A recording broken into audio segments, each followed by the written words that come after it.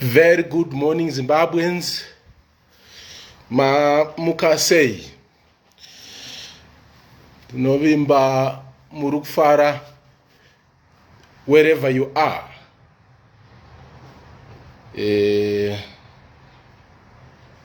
Yes, like I said, Tichange Tiri Live. That now go live at 10. So tikumirira kuti nguva dzikwane. Mukoma nevhamulanzi mamukasei. Inini Mwari vanotiitira nyasha. Tiri vapenyu tinorarama. Mukoma vavhiera munofara here. Mukoma Edmo mucheka kwakadini Mwari vakuitirei nyasha. Tiri kuuya sekuvimbisa kwandaita kuti na 10 o'clock tinenge tichienda live.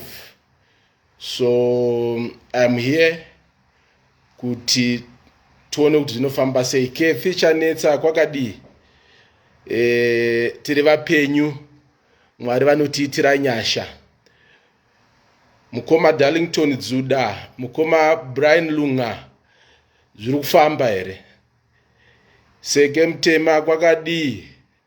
Muri seiko nhaiva sekuru vangu seke. Another one apo ngara zviri sei. Mai vevasikana gogo vangu zviri kufamba here. Tinofamba tinorarama. Mukoma Mike Sango, Shava, mukoma Ganya, sekuru vangu Wellington Kanaveti Siklele Mbani. Tinotenda mukoma Garwe veGarabwe. Tinotenda mukoma Oscar Maisiri. Tinotenda mukoma Brian Kaswa. Ndinofara Delina urisei mwana wekwaMutyambizi. Zvirisei Benjamin Zondo. Mukoma Mzavazi Homeboy zviri kudi. Tiri vapenyu Mwari vanotiitira nyasha. Regai timirire vamwe vasvike munguva diki iri kutera. Ndinovimba kuti in the next 5 minutes na 5 after 10 we'll get to serious business. Mukoma Classic kwakadi. Caveman parisei pabhindura wangu. Tinotenda mukoma Philip Pasirai po Chipamadze. No ndinotenda. Mwari vatiitire zvakanaka. Mwari vatiitire zvakanaka. Kuburikidza nenyasha dzavo zvinofamba. So rambai muineni. Mai Midi kurisei mukoma Rodwell. By I think in the next 4 minutes from now, this is a minute after 10. Mukoma Munengoni zviri kudi. Tiri pano tibatsirane tipanane muono. Zviri seiko Mukwasha Patrick, Mukwasha Bvumbe zviri sei mukoma Joseph, Hanzi Chibari zviri sei mukoma Munengoni. Mukoma Makamure Johannes, Nyasha Simon, Collins Severa zviri sei hama yangu. Mukoma Kapurura tinogashira. Uyai pano tikurukure. Tionesane kuti zvinofamba sei. Tiri kubva kupi tiri papi. My leader mukoma Steve Mtambuwa, president ve sister opposition party. How are you my brother? Tinotenda. More blessing dzuke muri seiko nai amai vemhuri. Tinotenda. In the next 3 minutes tinenge toenda down to serious business. Mukoma Elijah kuri sei comrade. Mwari vanotichengeta vanotiitira nyasha. Tionesane tijekeserane so that tinzwanane. Ndinovimba muri kundinzwa. Mukoma Shiriva muri sei. Vavazala. Mukoma Obed Ncube zviri sei tezvara. Tinotenda. Ndovimba muri kunyatsondinzwa. Mili zviri sei apo. Mukoma Kasimbi Kimpton KK zviri sei. Mwari wekudenga vatiropafadze. Kuno kwatiri kune kachando zvishoma. Ameno kwamuri. Turungoita countdown to 5 minutes after 10 so that we can start. Thank you Mukoma Classic. If I am very loud and clear, that's better. Mukoma Nyamandi zviri sei. Munogara nehanzvadzi yangu. Vachengetei zviri sei Mukoma Fatso. Umba vanofara. Mukoma Manyengere. Mukoma Nyati munofara here. Shepherd Shumba zviri sei chababa. Big up. Mukoma Zenzo Stole zviri kufamba here. Mukoma Kaitano Jaden. Tezvara vangu Mukoma Lennox zviri seiko nhai mukanya apo. Ako nhai mai vevana Mobi ko tingaicheme here. Nyaya dzinoda kutaurwa vanhu vachifarazve. Even parufu panoitawo madzisahwira anoita kuti zvifambe. Mukoma Darlington Dzuda zviri kudii. Tiri kutanga Mukoma Fatso tiri kutanga na 5 after 10. 5 after 10 handizivi kuti kwenyu ikoko yakamira sei. Mainini Shinya, how are you Manguluve? Wekwasengweni Evelista Mukoma Wadi Paul Pagiwa Kevin Mabaye Mukoma Wellington. Mukoma Tongai Chara tinotenda Tando Fumo Jena Chibwe chitedza chivandire kwakadi hama yangu. No tinotenda. So this is now 5 minutes after 10 o'clock. I promised kuti na 10 o'clock I will go live so that I explain pasina disturbance nyaya yandiri kutaura pana papa, so that vanhu vakwanise kunzwisisa, vazive patakamira ende kwatoda kuti tiende. Tinokugashirai mose muri kuuya. Ini ndinonzi Tsenengamu Godfrey ndo zita rangu. Mwari vanondichengeta, Mwari vanonditira zvakanaka. Ndiri president we political party inonziyo the Front for Economic Emancipation in Zimbabwe, or FEEZ in short, FEEZ. I held a press conference last week.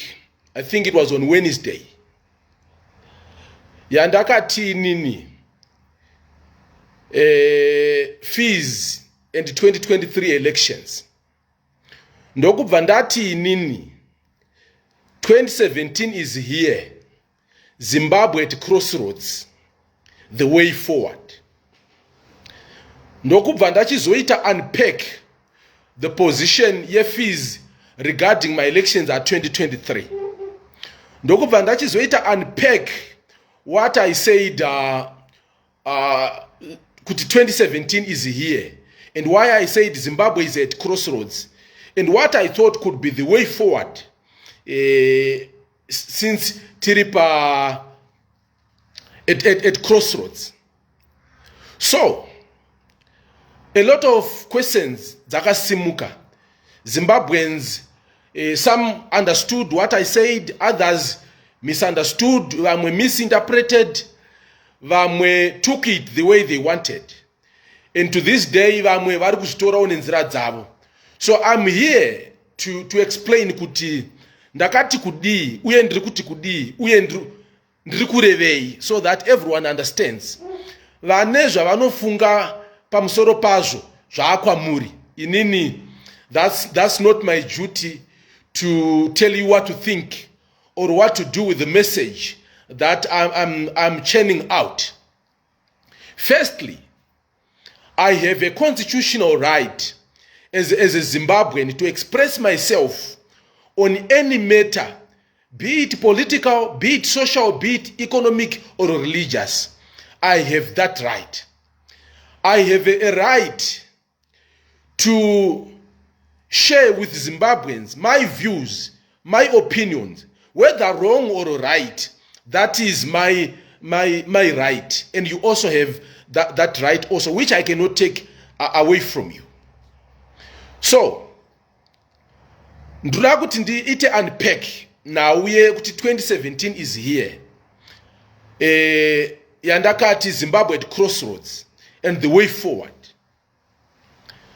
Nezuro ndakanga ndichiposta on Facebook. Tichitaura nau yekuti ipai soko maputi avo. Ndaona makomrades angu andaishanda nao vandaiva nao musangano we Zanu PF. Group revarakashi, they were unleashed. Vakauya vakandita chibububububububu. Ndikaona my brother Mugwadi Wakanda statement as director. Issue ama threats. Yekuti the end will be tragic. Vamugwadi. Vakativo will be summoned. Aiwa mkoma Mugwadi. Zanu PF haindisamoneka. And someone when is Zanu PF in. Because I'm a leader of a political party. Iwewe uri director we party yako. So party yako haindishevedzi kuti uyai kundisamona. Otherwise mukatoti ngationesane kwete kundisamona no. Simba irora hamuna muri kuzvinyepera mukoma. But anyway, what I know is makaita meeting yekuti ndisungwe muchindibatanidzira kuna Jim kunaka muchiti zvakare musunge na Saibeth Msengezi. So because you have a problem yekuita conflate the party and the state, we know that you have already given the police an instruction yekuti vatisunge. So inina andina kwandinotiza andina kwandinoenda munyika muno andibudi because andina mhosva ndapara. Munongo ndisunga mongoita sekuda kwenyu because nyika ino ndeyenyu. Yakabarwa nemi. Ndimi alpha and omega wenyika inoi. Munoita zvamunoda nemunhu wese. But ndoda kungoti ndikurangaridzei kuti amuna kusika nyika inoi ndeyaMwari. Nevanhu vari mairi ndevaMwari. Uye kudenga uku kuna Mwari. Itai zvamunoita asi muchiziva kuti kuna Mwari. Problem yamuri kuita ndeyekuti instead yekunzwa zvandiri kukuyambirai kuti zvikubatsirei mugadzirise pamunofanira kugadzirisa, you are being arrogant and want to abuse state institutions kuti mutidzivise vamwe zvatinoda kukuonesai. But hamusiri mive kutanga. VaMugabe vakazviita. Vatanga kutaura nawo yekuti after the dismissal yaMai Mujuru muna 2015 ndokubva vati tiri pane imwe National Youth Assembly. Ndokubva vati vaMugabe kwaita Gamma Talks 2. Vakuda kutanga urongwa hwekuataka vaMnangagwa. Vamwe ndokubva taramba tikati aiwazve mhosva dzaMai Mujuru hadzisati dzapera. Dzamakati tivapomere kuti ndo zvavakanga vaita. Nyaya idzodzo musati madzipedza dzamakapomera vana Mai Mujuru vana Agoche nevamwe. Nhasi mava kuti kwaane Gamma Talks 2. But wakanga huri urongwa hwavo hwekuti vakanga vachingoda kuataka munhu wese wavanofungira kuti ane threat to his hold to power. So ndokubva taramba vamwe kuti tirwise vaMnangagwa. Because vamwe taiziva kuti vaMnangagwa was going to be the president. Vamwe takakurirawo kwatakakurira, kwatakanamata Mwari vakatiitira unyasha. vakatiudza urongwa hwaiuya, tikaramba kuti hakuna zvakadaro. So we stood navaMnangagwa. Ndikadzingwa mupati musi watakaenda navaMnangagwa kuchechi kwandainamata kumasowe uku. It was on a Saturday. Sunday yacho G40 yakabva yainstructa mapurisa kuti musungei, ndakabva ndasungwa. Monday yacho kwanga kwatova nevote of no confidence. Wiki iroro ndikabva ndasuspendwa. Pasina nguva ndokubva ndaexpeliwa mupati. Ndadzingwa mupati, vaMugabe takavataurira kuti Gushungo, road yamatora iyi haina kwainokusvitsai. Ndikavati inini Gushungo, nyararidzai mudzimai wenyu. Ndakaita press conference yekutanga paAmbassador Hotel ndiina Gomwe Vengai Musengi na Cecilia Verenga nema youth organizations. It was on a Monday. It was after Mai Mugabe vaenda kumazowe kwa vakaimba mazezura unconquerable. Tikabuda tikataura kuti nyaya dzamaakuita dzekuti mazezura unconquerable idzi muri kupromota tribalism neregionalism hatizvidi. And what did they do? Pa press iyo yandakaita, you can check on YouTube, is there. Ndo patakatsanangura kuti vaMugabe stopai mukadzi wenyu. Mukarega kumustopa ari kuzokukonzerai matambudziko. Ndikatsanangurira Mai Mugabe kuti Mai Mugabe imimi hamusi driver, hamugoni kushandisa chitambi chemurume wenyu kutyaira nekuti hatina kuvhotera imi.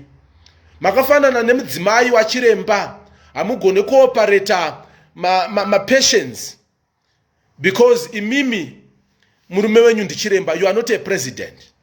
I pleaded with President Mugabe to stop what these guys were doing. But what did they do? They arrested me 5 times. I was haunted out of Mount Darwin. Ndikatiza kuya kunogara kuHarare, not out of choice, but because kuHarare kwanga kusagarika. Tichivaudza kuti varume gadzirisai nhau yesuccession. Ndakaita ma press conference akawanda tichizama kuonesa vaMugabe kuti kwamakuenda, you are going to turn from a hero to a zero. Game ira harisi kuzonopera zvakanaka.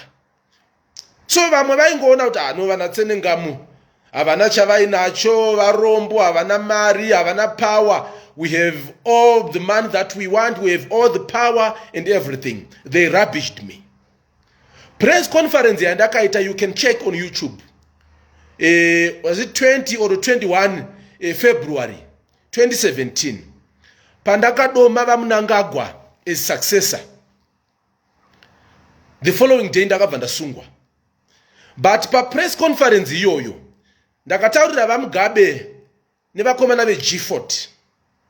Ndikati 1, vaMugabe mukakondinya munzira yamuri kufamba nayo, you are going to turn from a hero to a zero. 2, vaMugabe kana mukasamisa mukadzi wenyu mukakondinya nezvamuri kuita,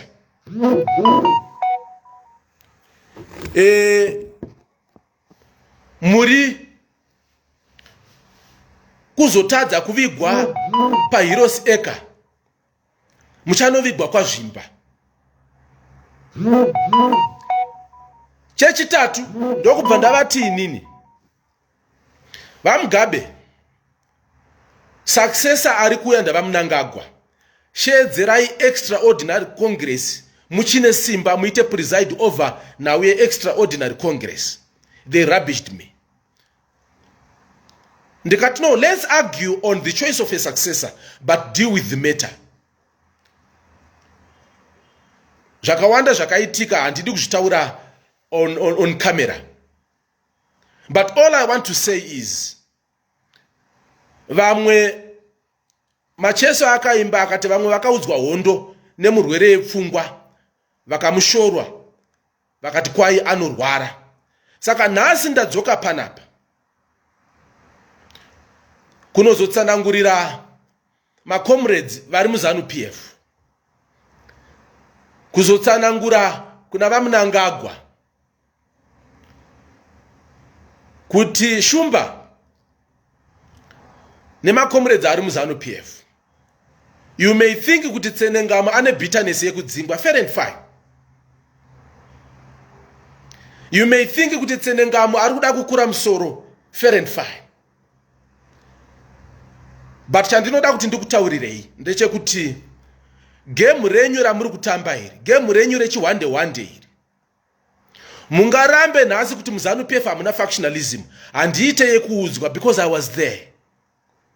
I know what was going on. I know what's going on.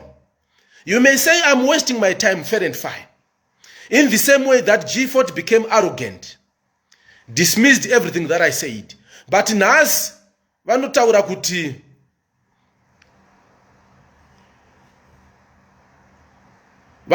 dai takateerera zvawaitaura Tsenengamu. Ndavaudza kuti vakomana musarwisane namunangagwa uyu. Munangagwa ndiye akuya kunopinda.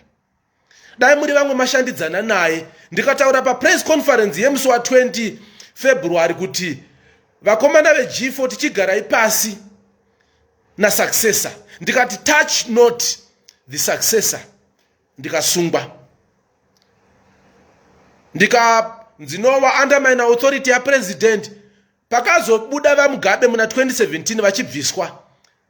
Ndaiva ne 10 charges ku court. Dzekunzi ndaida kubvisa hurumende. And this is the same mistake iri kuitwa nehurumende iripo izvozvizvi. They are concocting charges. Asi tichikuonesai macomrades kuti gomba iro maakunodonha. Pakatsika remberi ndo pari kutsika reshure. Muri kuramba. But ndinoda kuti whether ndichange ndiri mupenyu oro ndinenge ndisipo, Zimbabwe ndinoda kuti muzorangarira this live video yandiri kutaura. Ndiri kutaura as a citizen. Ndiri kutaura as a leader we opposition. Kumagumo kune nyaya. Mungandirambire, rambai zvenyu. I don't want you to agree with me. I don't want to argue with you. Neither do I want to win this debate. Rambai muri denial. But all I'm saying to you is, mangwana kuchasiririsa. If you continue in this self-destructive path, mangwana kuchasiririsa. Say ndiri kutaura sa opposition leader vamwe vari kuti but wakabuda muzanuka. Itsiye nyoro dzei chimborume kubvisa mwana wemva namadziva. 2017 vamugabe pavakatadza kudhila nema succession matters avo muZanu PF. Yakaguma ya a matter of national security. Kudzamara mauto apindira. To deal with party matters. Kukaitwa Operation Restore Legacy. Kukaitwa Operation Restore Legacy. It was no longer a party matter. It became a national matter. So when something is happening in a governing party, every opposition party must be worried. Because any dispute, anything that happens there, kune vanhu vanenge vakabata power, vanenge vaine ma state apparatus,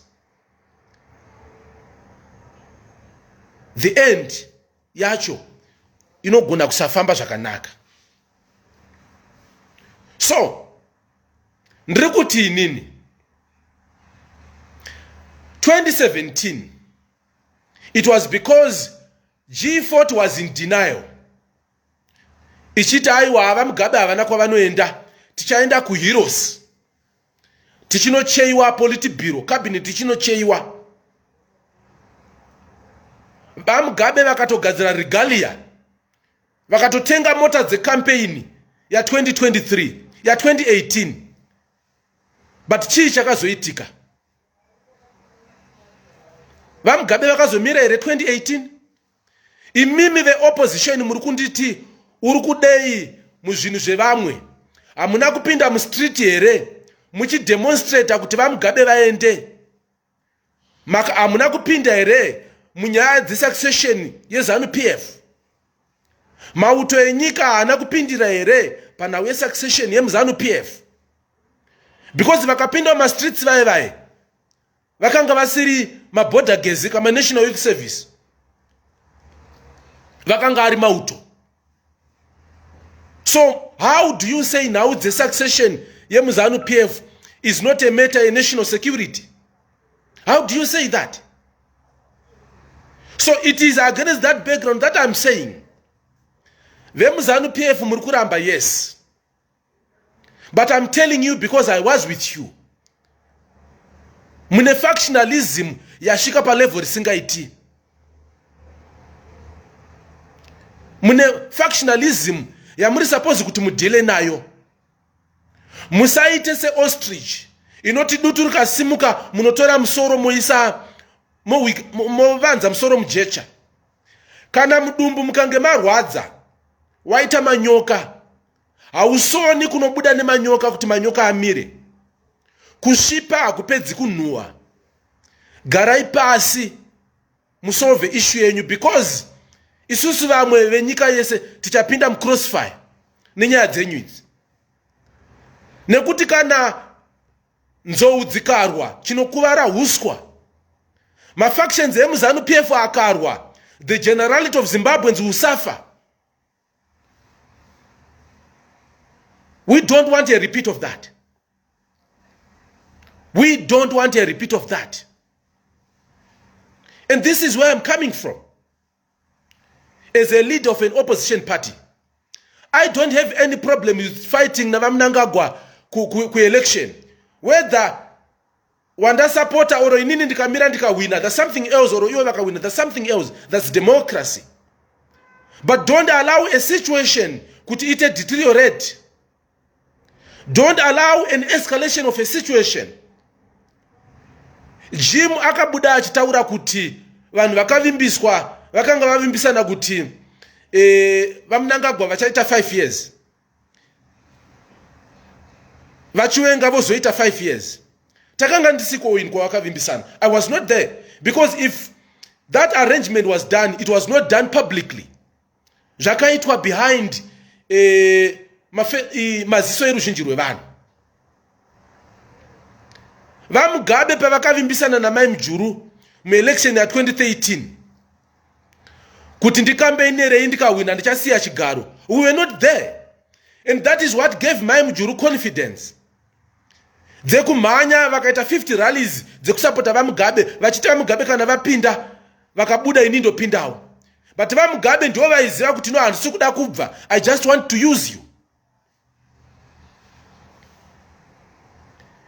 And this is what happened. Do we want a repeat of that?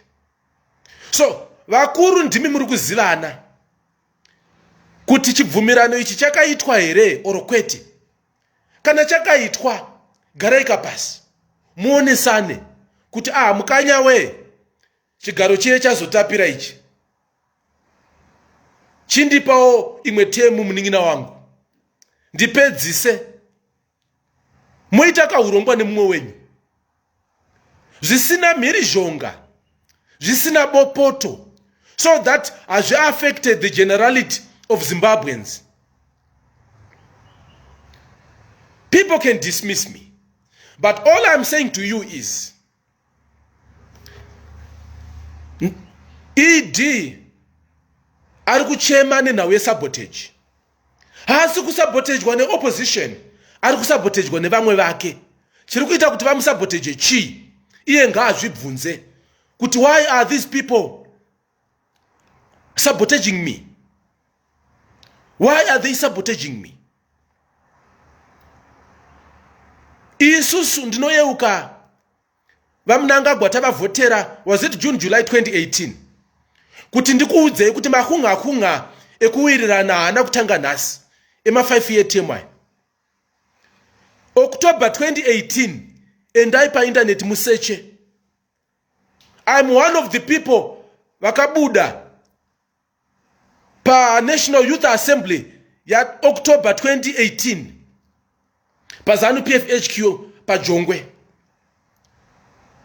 tichitaura kuti vamunangagwa munofanirwa kuita 2 materms, because takanga tatanga kunzwa vamwe vachiti ngaaite 1 term. Tikati kuanunzi aite 1 term chirudzi. Hapana akanga atatiudza. Takatozozviziva after youth assembly kuti aiwa, because the moment yandakazvitaura ndiri kune vanoziva paZanu PF hall, ndakanga ndakamira nechekumusoro kuya. President vaMnangagwa vakanga varipo, vachiwenga vakanga varipo, mapolitical members akanga aripo. Anditi ndataura kuti aivaka shumba hamuna kwamuri kuenda, munoita 2 materms. Anditi because those takanga tasunga se youth league, ta influence wane vamwe tisingazive kuti vamwe ava vakanga vatogara dare, ndokubva vauya votudza kuti no, mukuru anofanira kungoita 2 terms dzake. Isusu we didn't see any problem with that. We said vanongoita 10 years dzavo vodini voenda, then anotevera wouyawo. But tazopedza ndakaona vaMnangagwa vakaombera so pandakataura kuti munoita 2 terms, vakasekerera so shumba kusmaila. But ndakaona mapolitical akanga members akanga akagara nechepasi vakataridza kushamisika so kuti ko muyouth uyu ari kutaura kuti kudii. So ndazopedza ndo pandakazunza aiwa, imimi matoshandiswa. Vanhu avanga vakawirirana kuti 1 term in kota zive. That's how I know it. But zvekuti ichokwadi here kuti vakanga vawirirana angova makuhwa. VaMnangagwa navachiwenga ndo vari kuzivana. Anditi? So these 2 people, without involving vanhu vese, ngavagare pasi, because the end is not right. The end is not right. Matanga issue yekuti muda kupa mumwe mudzimai chigaro, and speculation iri kuti munhu wamuri kuda kureplace ndavachiwenga. So what do you think he's going to do? Kuti uku makamuvimbisa kuti muchamupawo 5 years dzake, uku maada kumubvisa maada kuisa mudzimai. Saka muri kufunga kuti anoreactawo se munhu wenyama uka, because panyanga apa hapana asingapadi, hapana asingapadi. So Varakash, kana muri kushetuka henyu pa Facebook apa nekuna ana Twitter uku muchindituka muchita se huku ya damburwa musoro muchingoshetuka. Varume nyaya ndiri kutaura varume. Well, fair and fine. Pazvinoitika ndimi muna affectwa, isa hata affectwa ndiri ku opposition ini. Ndingatongosungwa hangu se instruction yamakapa, but handina chinonda affecta.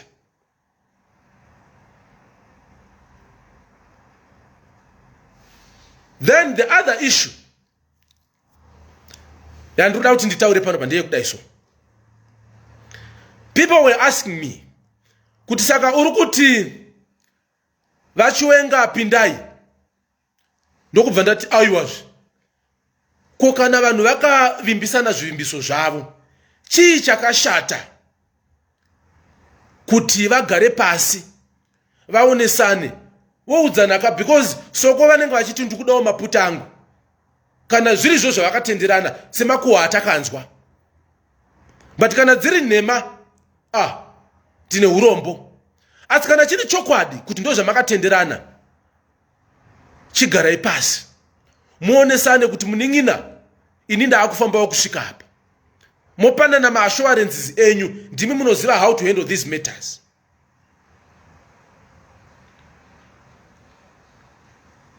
Vachiwenga kana vachichida chigaro, aiwa iright yavozve, iright yavo. I'm not here to say ngavapinde or ngavasapinde. Zimbabweans will decide on that. Zimbabweans will decide on that. But my issue is, Baba Vachiwenga, nemi Baba Mnangagwa, garai pasi, muonesane, musanyeperane kuti muri kuwirirana. Hamusi kuwirirana. Hamusi kuwirirana. Muri kuhwandirana. Zvimwe zvacho handidi kutaura on camera. Muri kuhwandirana.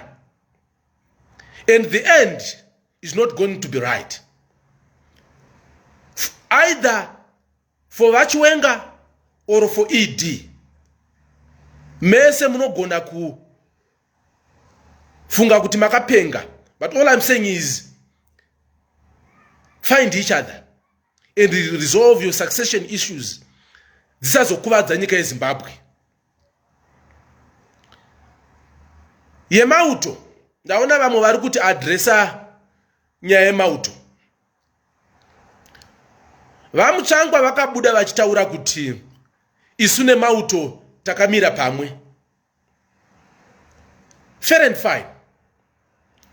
And takazvionawo 2017 kuti mauto akaresolve ma succession matters eMzanu PF. But I don't think kuti going forward it is an ideal thing to do, because mukava vanhu vekubvutirana abvutira mumwe anobvutirwawo. VaMugabe vakabvutira vaNdabaningi story vachishandisa mauto aiva pamugagawo. The Zanu military officers vakazobvutirwawo zvakare with the intervention yemauto. And trend iyoyo ikaenderera, no one will be safe. Anobvuta anozongoguma nekubvutirwa. But is that what we want as Zimbabweans? Definitely not. We don't want that. But chii chinozoita kuti vamwe vasvike pakushaya kuti todii? It is because munenge mavapusha mavaisa mukona. Munenge mavapusha mavaisa mukona. So they are left with no option. Because kiti ikaiswa mukona inogumisira yashaya kuti saka ndodii. So vamunangagwa musaisawo vamwe venyu mukona. Because they will be left with no option but to find ways of rescuing themselves. That is not the right way. VaMugabe vakatadza kudila nema succession matters. Vachiplaya hide and seek. Shumba, regai kutamba chihwande penyaya idzi. Be open to each other. Deal with these matters openly. That is my point. Kana Vachiwenga manga makavavimbisa kuti muchavapa maputa avo. Kana maona kuti hamusi kugona kuvapa izvozvi maputa avo, chitaurirana nayo navo kakuti zvichafamba sei kuti vazowanawo mukana wokudyawo maputa avo. Ndokunge vana veZimbabwe vachizovatendera kuti vadye maputi avo, because Zanu PF's choice is not Zimbabwe, the choice of every Zimbabwean. Zimbabweans will have to decide in an election kuti do they agree to that or not. But chatinotya ndechekuti imimi mukarwa, because mese mune power, it will affect Zimbabweans.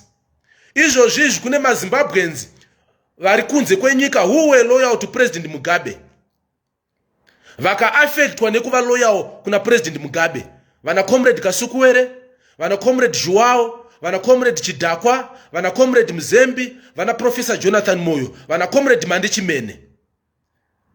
Who were affected nekuva loyal. So if anything is to happen to a sitting president, it will affect vanhu vanga vari loyal kwavari.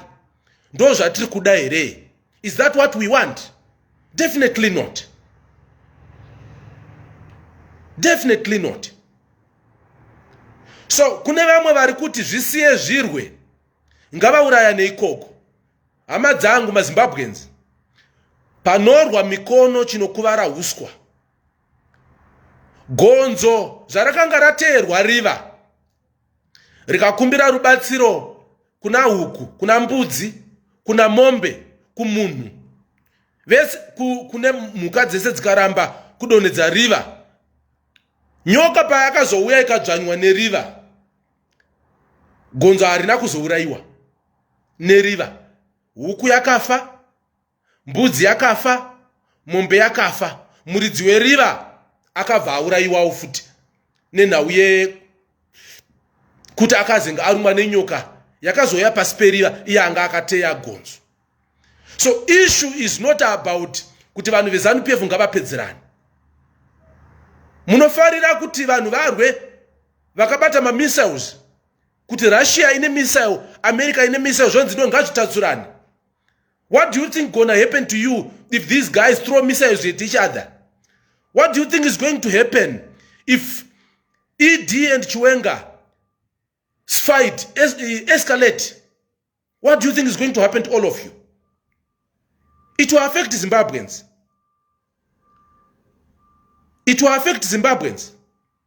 So you may not appreciate where I'm coming from and say, no, ZANU PF. If I wanted to remain in ZANU PF, I would not have formed a political party. I've formed the Front for Economic Emancipation in Zimbabwe with other comrades. ZANU PF, MDC, never go parties, never politics. I'm comfortable with our new political home. And we are going to contest in the 2023 elections. Few dama MPs, nema councillors, kutiba wine. Andina basa, nekudzokera ku ZANU PF. Vamwe vanoti kana wadzinga mu ZANU PF, outside ZANU PF kuno tonhora. Imi mu ZANU PF 2014 yakawana 2.4 million votes out of around 14 million people, which means kuti ZANU PF in a minority, the majority are outside ZANU PF. So kana ndichitonhorwa ndiri kutonhorwa neruzhinji rwevanhu, and vanotonhorwa ndeavo vakanga vajaira kufuka magumbeze eZANU oro kupfeka majuzi eZANU. Ini salary yeZANU ndakatanga kuidya muna 2018 kusvika 2020, pamwe pese apa ndaidyei ndakararamiswa nei saite drama imi. So the point yandauya nayo pano pamaZimbabwe ndeyekuti situation iri muZANU PF is right. These people must be urged to deal with their issues internally. Isu tauya semasawira kunozokuudzai kuti kune mumwe waromba ari kupedza vamwe. Iwe waromba iwe, iwe waromba iwe. Siyai zvamuri kuita. Vamwe vari kutaura kuti Tsenengamu wapera, uri kuda kutsvaga relevance. Kupana politician asingade kuva relevant. Ndiani? Ndeupi politician asingade kuva relevant? Kutondifollowa kwa unotoita kureva kuti ndiri relevant ka, kunyamba usingandidi, kunyamba usingasupport zvanenge ndichiita. If I was not relevant, you were not going to follow me. You were not going to even read what I write or listen to what I say. So I am relevant. And that's it. You may disagree with Mnangagwa, but he's there. You may disagree with Chamisa, he's there. You may disagree with Tsenengamu, and Tsenengamu is here as the president of the Front for Economic Emancipation in Zimbabwe. That's a fact. Then vamwe vakanditi, so iwewe urikuti wakabuda pa presa uchiti there are only two people who can take us out of this situation. Ukataura nawo yakasuku ere na Chamisa. Apa wadzoka wakutaura nawo yaSoko. Aiwa nyaya yaSoko ndiri kuitaura because Soko na Shumba vakarwa. Zvikadarikidza pazviri, it will affect maZimbabweans. Yes, I believe that in the current situation, kana Mwari vaitendera, Comrade Kasukuwere na Comrade na Advocate Chamisa, they have a critical role to play in delivering Zimbabweans from the current mess. And Soko equally has a role to play in the current mess. Inini ndinogona kunge ndisiri center striker at the time being. Yes, my party is not yet that big to win a presidential election. I accept that. That's a fact. Why should I lie to myself? Andidi kuzvifonera ini. Andidi kuzvikwidza ndege yemashangai. In 2023, I'm going to contest for MP if the party is going to agree to that. Don't open up parliament and start to speak on behalf of Zimbabweans and start to fight corruption in parliament and start to ask the leadership to be accountable and to make sure that they are accountable to Zimbabweans and fight for the poor and fight for the voiceless. That's what I'm going to do. And I'm going to do that under the banner fees. We are open to an alliance. We are open to a coalition. We are open to any election pact with progressive forces. Yes. And I believe kuti either Vakasukwere or Mkoma Chamisa can lead Zimbabwe at some point. Be it tomorrow, be it today, or kuswera mangwana. But you cannot discount them from the Zimbabwean political arena. Emotions aside, my differences aside. Zvakafanana nekuramba kuti vamunangagwa vasi president. He is the president. Kunyangwe ndisingawirane nezvavaita. Zvakafanana nekuramba kunzi no Chamisa haasiri opposition hombe muZimbabwe. I'm not Triple C, but I agree kuti he is the biggest opposition leader in Zimbabwe at current. That is a fact. Ngatitaurirane chokwadi kuti fight iri muZanu PF ikasagadziriswa hazviperi zvakanaka, muchazondiyeuka. Ngatitaurirane chokwadi kuti vamunangagwa ndi president kunyangwe vari kukundika zvavo, but he is there. And Chamisa currently is the alternative.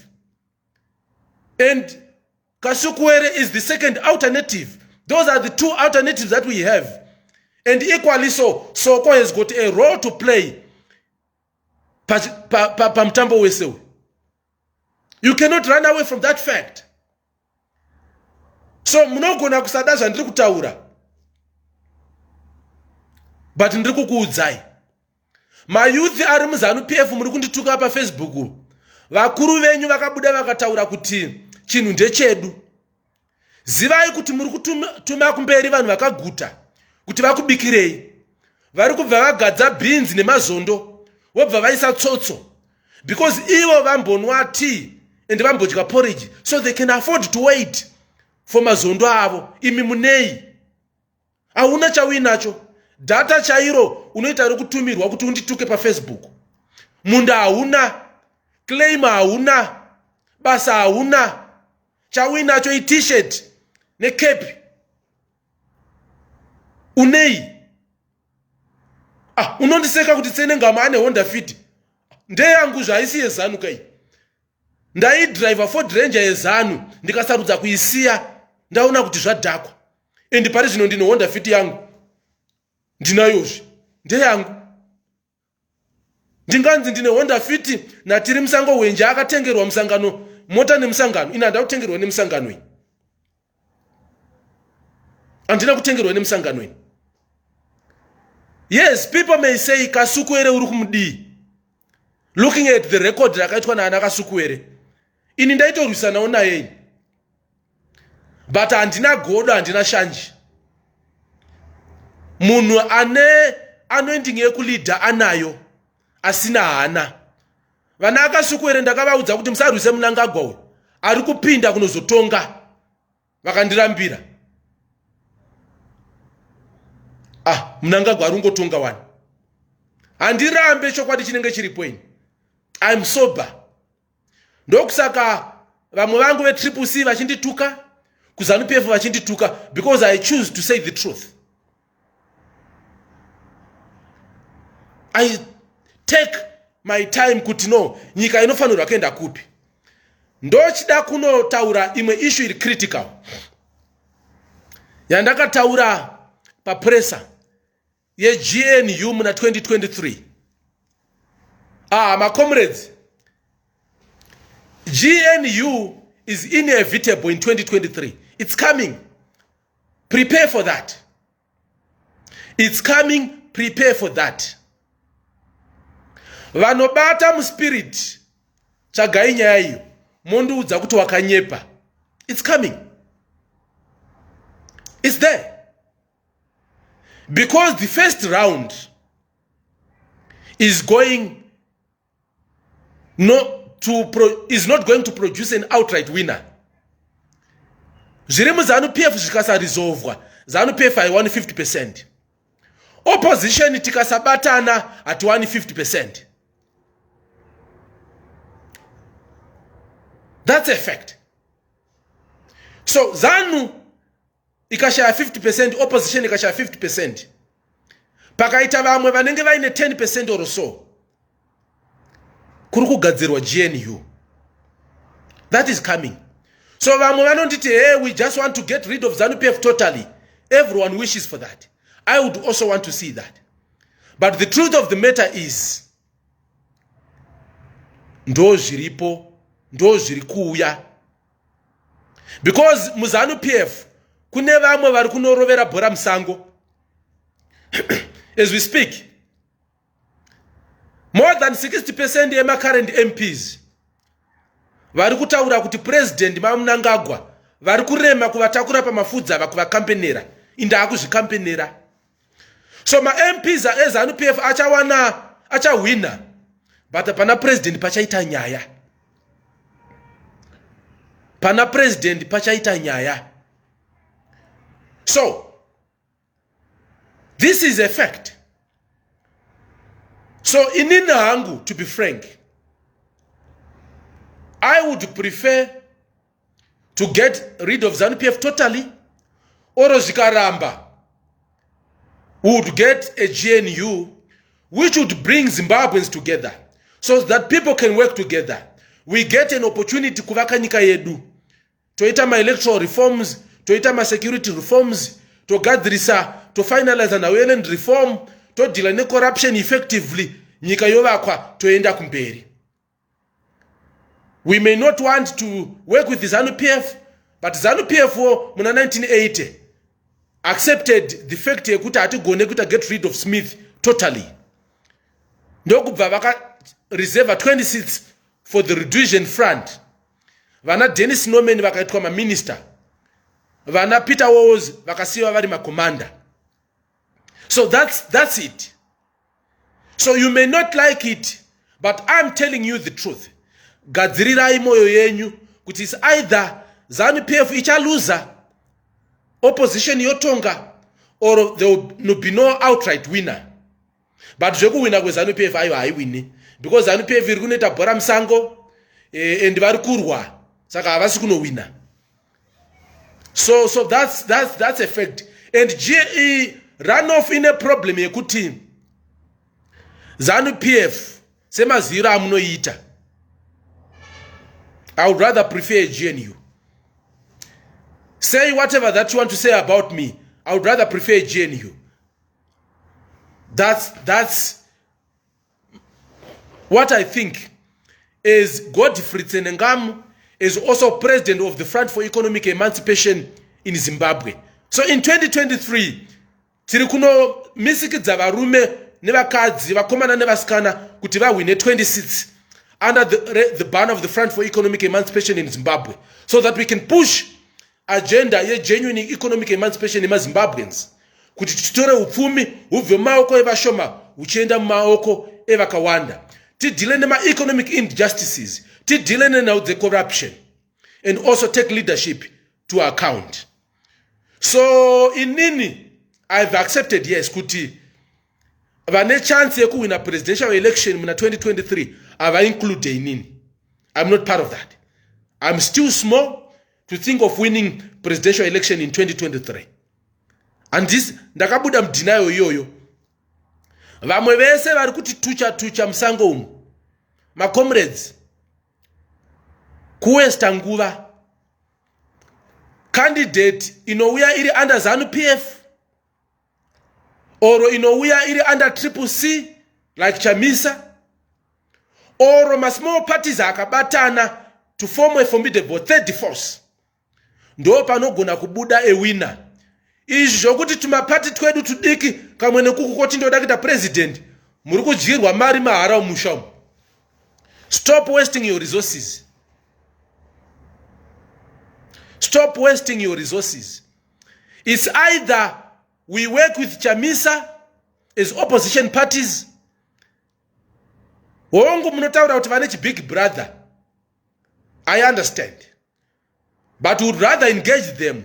Oro kana zvaramba togadzirawo coalition in small political parties. But if we do that, then let's be rest assured kuti no one is going to win as a president in the first round. Tinenge takuenda ku rerun or panenge paakugadzirwa GNU.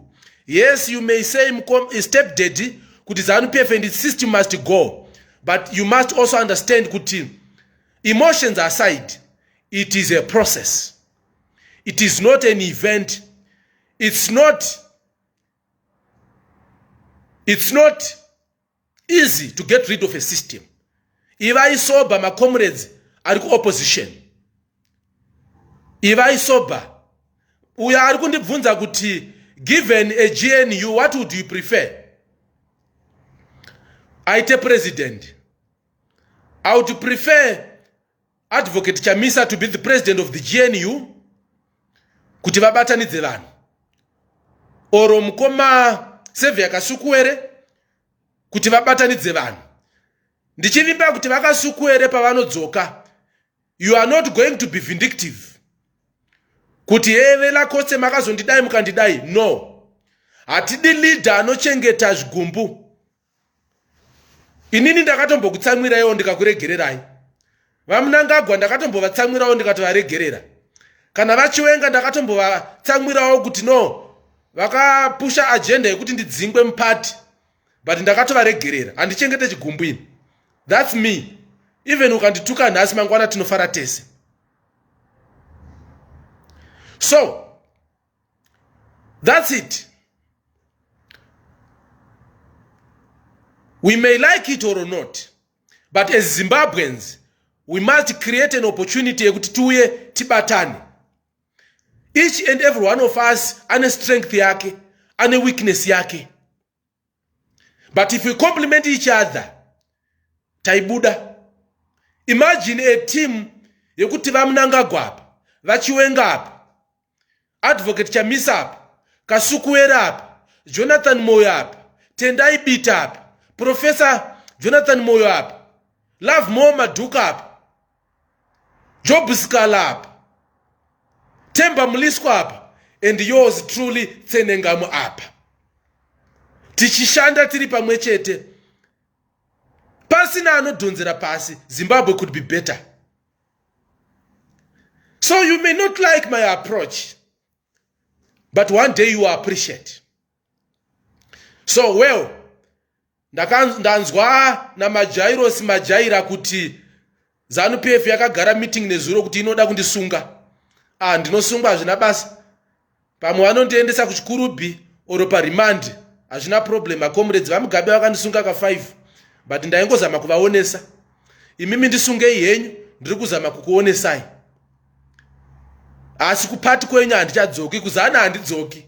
Akanganwai kufa nekuora handidzoki. Handidzoki. Ndakatovamba bato, tiri kutoriumba ndiri kukura. Kuzana handidzoki. So, I would prefer a GNU-led opposition, maybe navachamisa, but working together nemamwe macomrades ari progressive mzanu PF, vopawo assurance vana amunangagwa kuti zvinhu zvinofamba zvakanaka. Because when you threaten people vanenge vaine power, they dig in.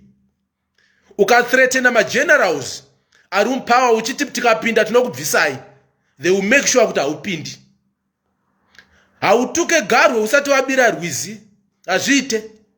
And iyo security haisi yekungotamba nayo so. Hainzarwo. I would prefer kuona vakasukuere na vachamisa vachibatana so. Is to end up a ground to tanga kumobilize vanhu. Well, it's up to Zanu PF kuti vakasukuere vakadzoka. Vachavatambira here or not, that's up to them. And it's up to, sorry for that mishap. It's up to vakasukuere kuti vanoda kuweka na Chamisa here or not. Or vanoda kutanga rwendo rwawo, it's up to him. But inini zveku Zanu handisi kudzokera. Ndaona tete vongaizi mudzi. Yes.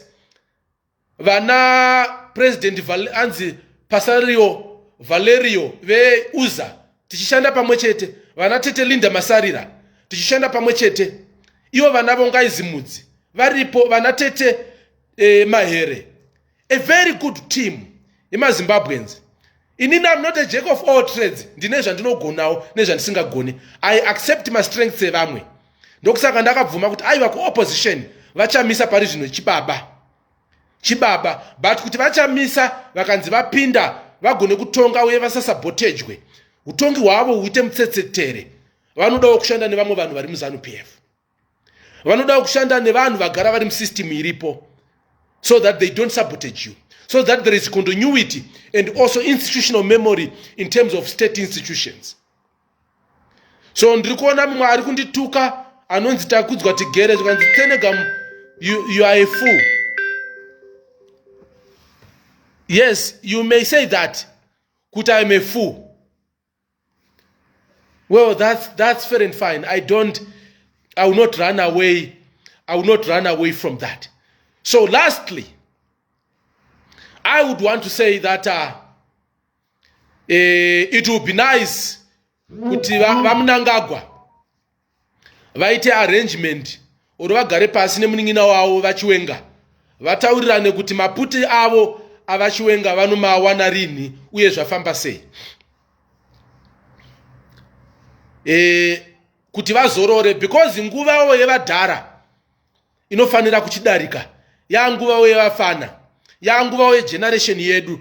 Ndokusaka ndiri kubvuma kuti pamberi peduwo isusu pana ana mukoma chamisa, pana ana mukoma kasuku ere, ndo vari mberi kweduwo isusuwo tichitevera tozogarawo pasi nevamwe taakuonesana kuti no nyika tinoifambisa sei uye tinoenda sei mberi. So accept effect yeupenyu zvinokubatsira kuti zvifambe. Aiwa vamonzora, vamwe vari kundibvunza kuti vamonzora. Vamonzora is a Zimbabwean, vakanaka vanodiwawo, vane a role to play. But vanofanira kuziva kuti vanofanirwa kuita sei. Zvekuti vazvinyepere kuti 2023 vanohwina, it is right to contest vamonzora. But machances enyu nehangu akangofanana. Zvekuti inini ndinogona kutova nani in terms of mafigures andinogona kupula ndikamira paupresident 2023 than imimi, because vanhu vanokuona sekunge makatengesa revolution change. So machances enyu ekuhwina vamonzora mashoma. Kwete kuti mashoma haapo baba vaBeth, machances iwayo haapo. Anditi muri kundinzwa. So imimi neni ngatigashirei kuti hatisi masenda striker. It's either toya kudefense or toya pamidfield tichikandira mabhora vari kumberi, oro kana zvanetsa vamwe vanofanirawo kubvuma kunonhonga mabhora kunze muchikandira vari mukati kuti vatambe, muchinongawo mabhora kunze muchikandirawo vari mukati kuti vatambe, because munenge mapera. So that is my issue. That is my issue. I don't wish kuti general varwe navamunangagwa. All I wish is nezvakaitwa navachiwenga vachiitira vamunangagwa. Vamunangagwa ngavarangarirewo soko, ngavabloke iyo resolution yekunzi tikuda vice president wechidzimai. Haisi right, inokonzeresa kwete muZanu PF asi nemunyika, nekuti mukadestabilize naikoko zvinoti costa. Vamunangagwa, shumba, munozviziva. I don't hate you, but I don't agree with your way of governance. I don't. I thought you would do better. Ndokusaka ndichitaura kuZanu PF handidzoke, because ndikadzoka munoda munhu anosvika achinyarara. Inini handigoni kunyarara, munondidzinga. Ndinoguma ndaazopiwa zita idzva rekunzi mudzingwa oro mutandwa, because amai mujuru vakambondidzinga for 6 months ndikadzoka. Vamugabe vakandidzinga for 2 years ndikadzoka. Vamunangagwa mukandidzinga futi. Saka ndikadzoka ako munondidzinga, because hamudi kuudzwa chokwadi. Saka inini I would rather stay out ndichitaura zvamusingaudza ikoko. Kana vachamisawo vakanzvenga futi ndobva ndavaudza kuti advocate gadzirisa yapo. Kana vari vakasukire ndobva ndavaudza kuti gadzirisa yapo, shumba gadzirisa yapo. So I'm comfortable nezvatiri. Ndokusaka tati 2023 tiri kunotsvaga 26 muparliament. We have sent out invitations to Zimbabweans who want to be part of the Green Revolution to apply to stand as councillors and as MPs. So far resources hatisati taanawo zvedu, but tiri kuunganidza, and kune vamwe vari willing to work with us for the better of Zimbabwe. And kana kune vamwe variko vari kunze uko vanoda kuti vashandidzane nesu, even riri dollar, riri bhasikoro, riri wanisagare chibage, rinotibatsira kuti basa rekuunza shanduko muZimbabwe rienderere mberi. But I would have wished kuti ma-opposition parties ese tishande tiri pamwe chete, preferably under Advocate Chamisa, oro kana zvanetsa poitwa imwe plan. So takamirira kuti vakasuku here vatidaire kuti vari kuuya here oro havasi kuuya. Ndakataura publicly, and ndakamirirawo zvakare kuti obviously vachiwenga vachatobudazve vachitaura kuti vapfana muri kutaura zvokupenga, you are mad, I don't want to be a president. Vamunangagwa ndiye munhu mutapa wedu, hatidi vanhu vanofarisa, siyai zvamuri kuita. Kana vava zvinotenderwa ka ko ndo pavangabude vachitaurawo kuti chitanda vari kuchida here. But hapana asingapade panyanga apa, hapana asingapade. Even vamunangagwa pandakava nominate as a successor muna February 2017 vakatobuda vari kwaMutare uku vaita tour yeMutare prison and Mutare prison farm, vakati kune vamwe vapfana vari mad vari kutaura kuti ini ndoda kuita president, but takazongovaona vanhu ndo vapresident. Saka hapana anobvuma, hapana anobvuma. Zvakangofanana nevamwe vanoramba kuti akurwara achitaura kuti no ndakaroiwa, ongoti ndakaroiwa. Bvuma kuti waakurwara onotestwa ukuonwa mushonga, hapana chinonyadzisapo. Kana vachiwenga muchichidawo chinhu chibudai pachena soko kuti ndiri kuchidawo, mowirirana kuti maputi enyu munowapiwawo rini kana tichizokuvhoterai, kana tisingakuvhotereiwo ndizvozvo, but mowirirana kuZanu ikoko. Mukaita game rekuti muri kuda mwana mobuda muchiti Mwari, ndipei mapudzi, ndipei maruva, musingataure chokwadi. Taurai kuti ndiri kuchidawo. Shumba muri kuziva kuti chinhu chindachidawo, but umwe wangu wazongotapirirwa, waakuita 2 terms tanga takawirana 1 term, but chindipawo. Mowirirana kuti munostendawo rini, kuti muchasara ndimi muchilida party here, muchigadzirawo ground renyu, oro maakustenda 2028 munenge muchiwirirana kuZanu ikoko. Isi tozodhila nemi kunational election, toona kuti no mune ma-qualities here ekuva president or not. Yes, people may hate Chamisa, people may hate Kasukwere, people may hate Vamunangagwa, people may hate Vachiwenga, but we are all Zimbabweans. We need each other and we must find a way to work together. So ndiri kuona vamanho vari kundituka zvinyadzi. Aiwa, ndakadarika level rekukupindurai zvinyadzi. Handisiri ikoko, hamuna wepresident weparty. Ndine party yangu yandakutungamira nemamwe makomrades edu. Tiri kufamba tiri kuenda mberi. And 2023 tinenge tiri muparliament. Tichifamba tichienda mberi. So ndinoda kuguma nekuti Vamunangagwa, ndaona hama yangu Chipi uri pano, my brother.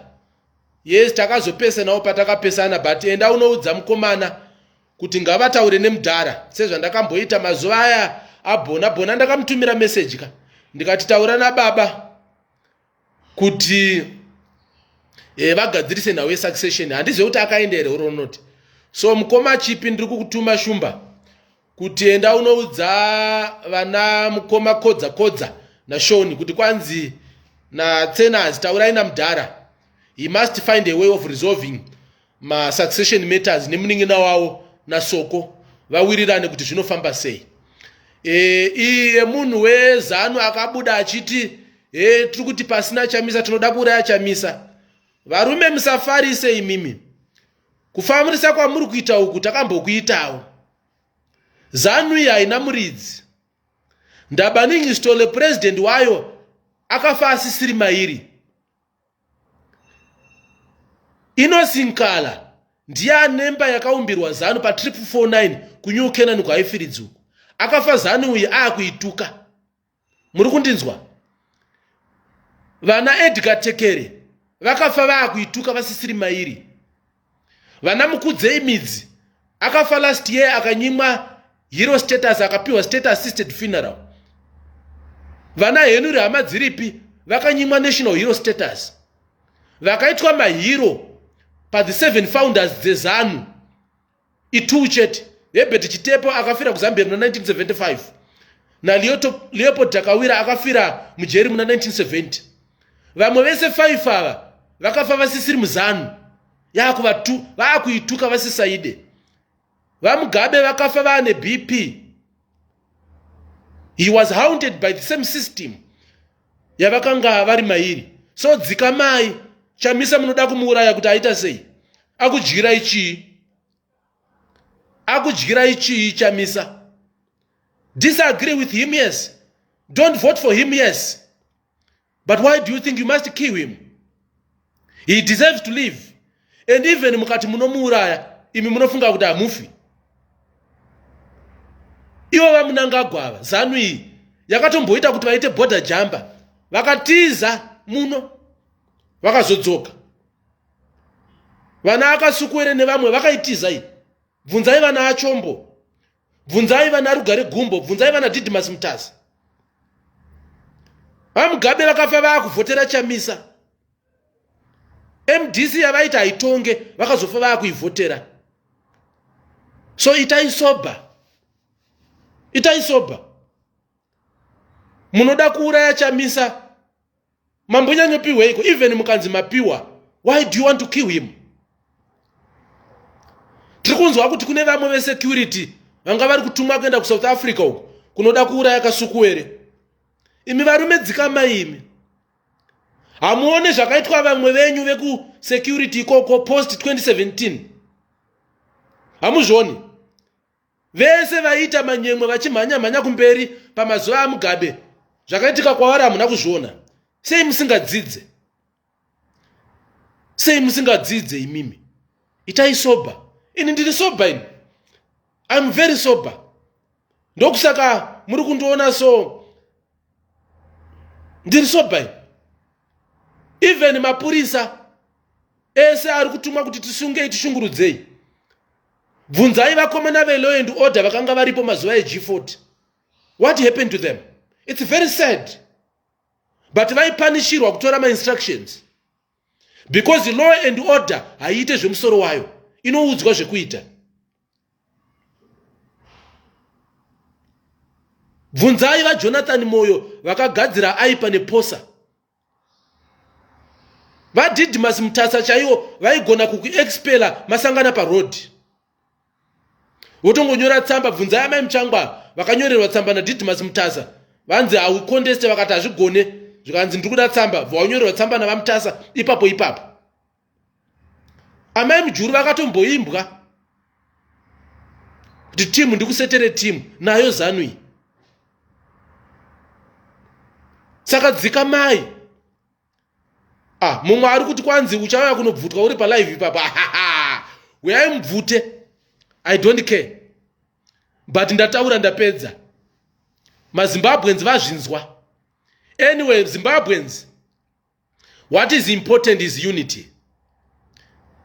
Let's find each other. We are better together than divided. There is more that we can achieve working together than when we are divided. Ndinokukumbirai kuti you may dislike Tsenengamu, but ingonzwayo mashoko andiri kutaura. Mombobvisa jacket repati yenyu uro kuti muriwe munosupportani. So yes, lastly, opposition we aiti batani. Opposition we aiti batani. Auya ne 2 votes, auya ne 3 votes, ane 10, ane 15, ane 20, ane 1,000, ane million. Tikabatanidza we can do better. Kuzanu pedzerana izvakanaka. Musazoti affecta. Vachiwenga na vamunangagwa garai pasi muwirirana. Hatidi kuzopinda mcrossfire senyika sezvakaitika 2017. Vana vari muZanu PF vanokusapota yawo vese vanozoaffectwa. Vari musecurity vese vanozoaffectwa. Vari muhurumende vese vanozoaffectwa. Let's find better ways of going forward. So kana mazonzwawo kuti no ndasungwa, tiri kunzwa kuti vakatenderana kuti vanoda kundisunga, vanoti vanoda kundisunga najim. Ndakaona vana jim vane confirmation yekuzeki yekuti vakaregister, vakazivisa zeki kuti kune party inonzi Zanu PF original ine logo. Ndakatoonawo logo yacho ine masvingo so ne tomb of the unknown soldier pakati yakanzi Zanu PF original, because iyi iriko ivari kuiti ila Coste Cabal zviri kudamburana kuZanu PF ikoko. So ava vari kuti no isusu tisi original, imi murive fake.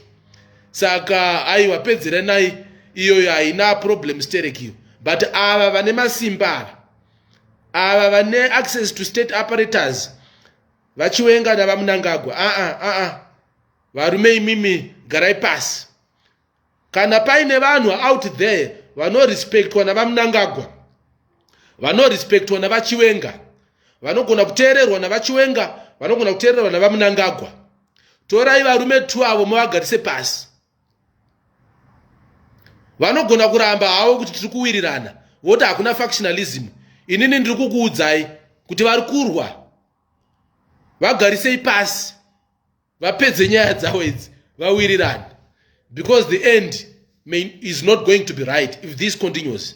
So kana ndasungwa munozongonzwawo kuti no ndadini ndasungwa, but munyika hangu handidini handitizi, munyika handitizi. Ndakataura zvapresident weZanu PF, handina kutaura zvastate president. But anyway, Zanu inongokutsvagira nyaya yotongokuti notakusunga mapurisa ukati no, but handina kudaro nzi no uchanoakwitwa kukoti. Saka vakatenge vakusunga itombogadzirira not less than a month uri kuremand, vachikushungurudza chaizvo, vachikunyima bail. Saka anyway, I would not want to be arrested, but kana vandisungawo ndizvozvo ndingadii, ndinotongonogarawo ikoko tichidyawo remahara rehurumende, tiri maguests ehurumende. But ivo ngavazivewo kuti rimwe zuva vachaluza power futi vachasungwa. So mukoma Simba Chikanza ndaona mauya makati question and answer, bvunzai tinzwe, bvunzai tinzwe ndikudavirei, bvunzai tinzwe ndikudavirei. Hanzi nanomeni Makosa unopenga homi aiwa no, ndiri mupengo weZimbabwe. Nyika imwe neimwe, even mufamily hatifanani. Munotozivawo kuti mukoma nhengi vakauya vanodai so, mukoma nhengi vakauya vanodai so. Munotonzi zvamuri kuita zvimukoma nhengi achauya. Saka ingondigashirawo sezvandiri. Vamunangagwa ndakatongovagashirawo sezvavari, vachiwenga the same, vachamisa the same. Iwe ndinongokugashirawo sezvauri. Ndiri kuona mukoma Ryan Dokwani vari kuti munokwata, maakukwata. Aiwa handina chandinokwata ini. Vamugabe vakandisunga ka5. Hapana chinoshamisira pakusungwa. It's 48 hours uri kumapurisa. Vakada kuita chitororo, wobva vanokumbira warrant for further detention, sezvandakamboitwa mazuva ava Mugabe. Woti no hande kumba kwako toda kunosecha, kuri kukuita chitororo, woita 72 hours uriko, wozoenda kukoti. Vanobva vakupa macharges e3rd schedule, wobva vakuti aupiwe bail pamajor street, because mamajor street anenge achitywawo kamapolitical cases. Unobva wanzi enda unoaplyira bail kuhigh court. Saka unogona kuzoripirwa kuhigh court oro kunyimwa. Saka hapana chinombovhundutsira pakunzi eta kusunga. Chingatotyisa chete, chingatovhundutsa kutumirwa mathugs, sezvandiri kunza kuti no ndo zvamakarangana kuZanuku, kuti mutume vanhu vanouya kunondikuvadza. Well, simba racho munaroka, zvese munozvigona. Kana mangozviitawo ndizvozvo, kana Mwari vazvitendera ndizvozvo. But haye kusungwa iyi, ameno, kana mchida kusunga sungai.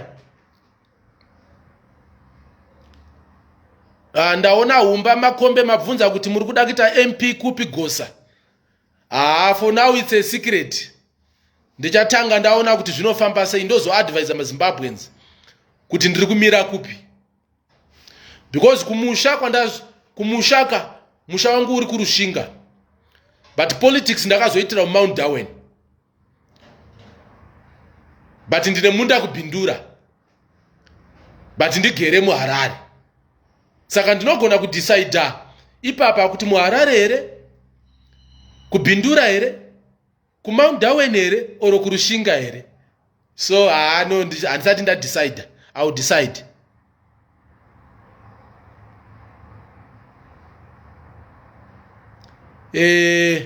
Hanzi naMark Minimpofu, you deserve to be arrested. Oh, thank you. No tender. Someone is saying, where does Mutsvangwa fit in this power struggle? Aiwa, Mutsvangwa haana paanopinda, dzingoriwo shungu. Mutsvangwa haana paari kupinda, dzingoriwo shungu. Mutsvangwa haana paanopinda. Ende akapinda neunhu hwake nemakaro ana Mutsvangwa. Nyika yacho haifambi. He's too greedy, that man. God knows chandaendera uri sei hama yangu. Uri sei hama yangu.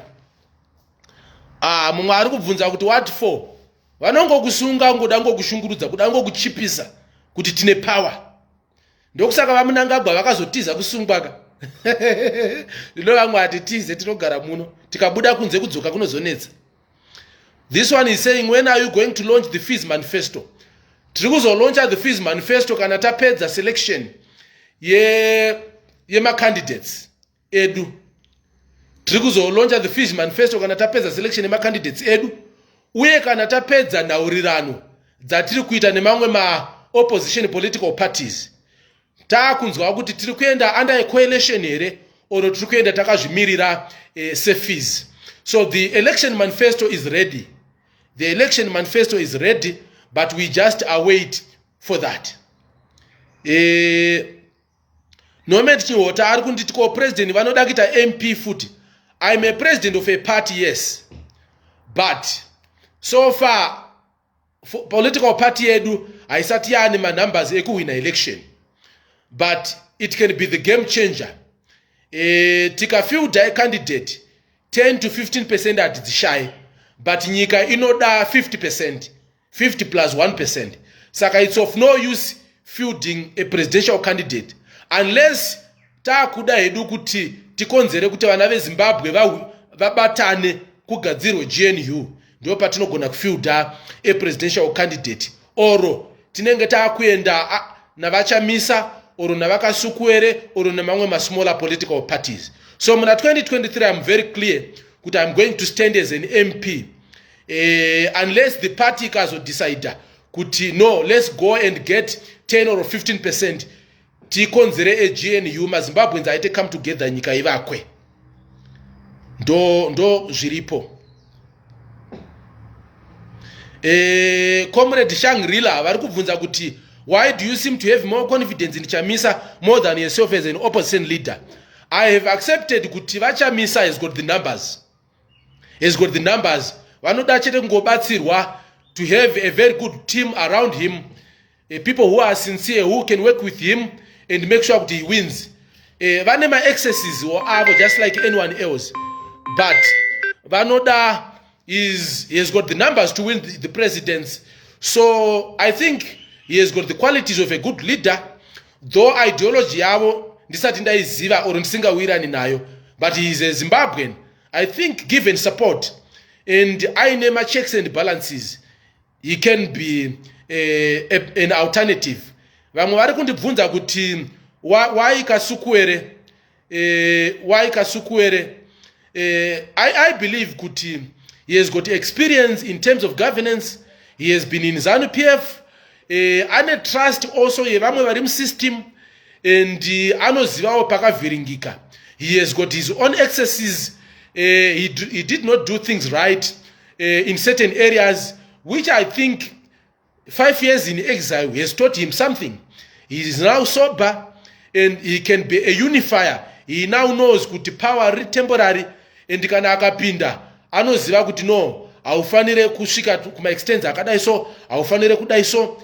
And munhu wekuti anofila ane feeling yekuti kudzvanyirira vamwe kwakaipa, because iye izvozvi ari mubako ari kudzingirirwa nesystem yaimusapota. Saka akange apinda, I believe he will be sober, he will unite people, and anogona kushanda nevanhu vese from Zanu PF and also the opposition and unite people. And ndakanzwa vachamisa vachitaura nawe kuti vanoda kuvaka team Zimbabwe from vanhu vari across the political divide. So we want such leadership iri mature, and this is what I had thought President Mnangagwa would do in 2017 or in 2018 after winning my elections. Ndokusaka mukaenda pa Facebook yangu from 2018 2019 ndaitaura nawe kuti ngatibatane, because I genuinely wanted Zimbabweans to come together. You can check with President Chamisa. I was very clear that I wanted Zimbabweans to unite, and I tried my level best to push for that. I talked to President Mnangagwa about it. I talked to Advocate Nelson Chamisa about it. I also tried to talk to my Mnangagwa about it, kutiba zame kutaura na baba Kumba. So I also tried to talk to President Mnangagwa to bring back vakomana ve G40, because yaingova internal contest yekuti ndiani angaite a successor. Ndiani angaite a successor. So that's it. So ndaona mukoma Simba Chikanza vari kubvunza kuti vari kukumbira kuti ndiva ede. Ndaona mukoma Simba Chikanza vari kukumbira kuti ndiva ede. Allow me to add him briefly to this live.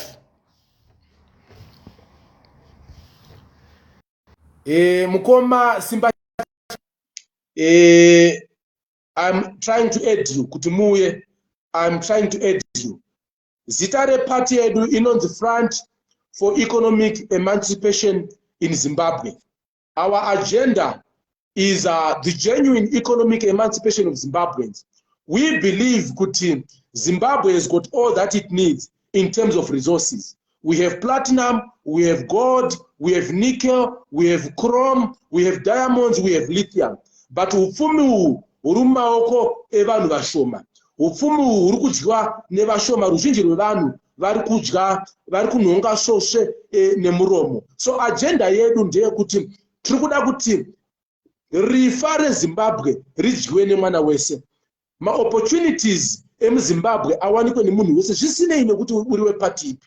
We want Zimbabweans to enjoy their wealth. We want Zimbabweans to enjoy my diamonds avo, because mukaenda kumaNicaland as we speak, there is nothing to show for the diamond. Ukaenda kubindura, ukaenda kushamva, ukaenda kumount Darwin, ukaenda kumazoe, ukaenda kuguruwe, ukaenda kukwekwe, ukaenda kugwanda, there is nothing to show for the gold.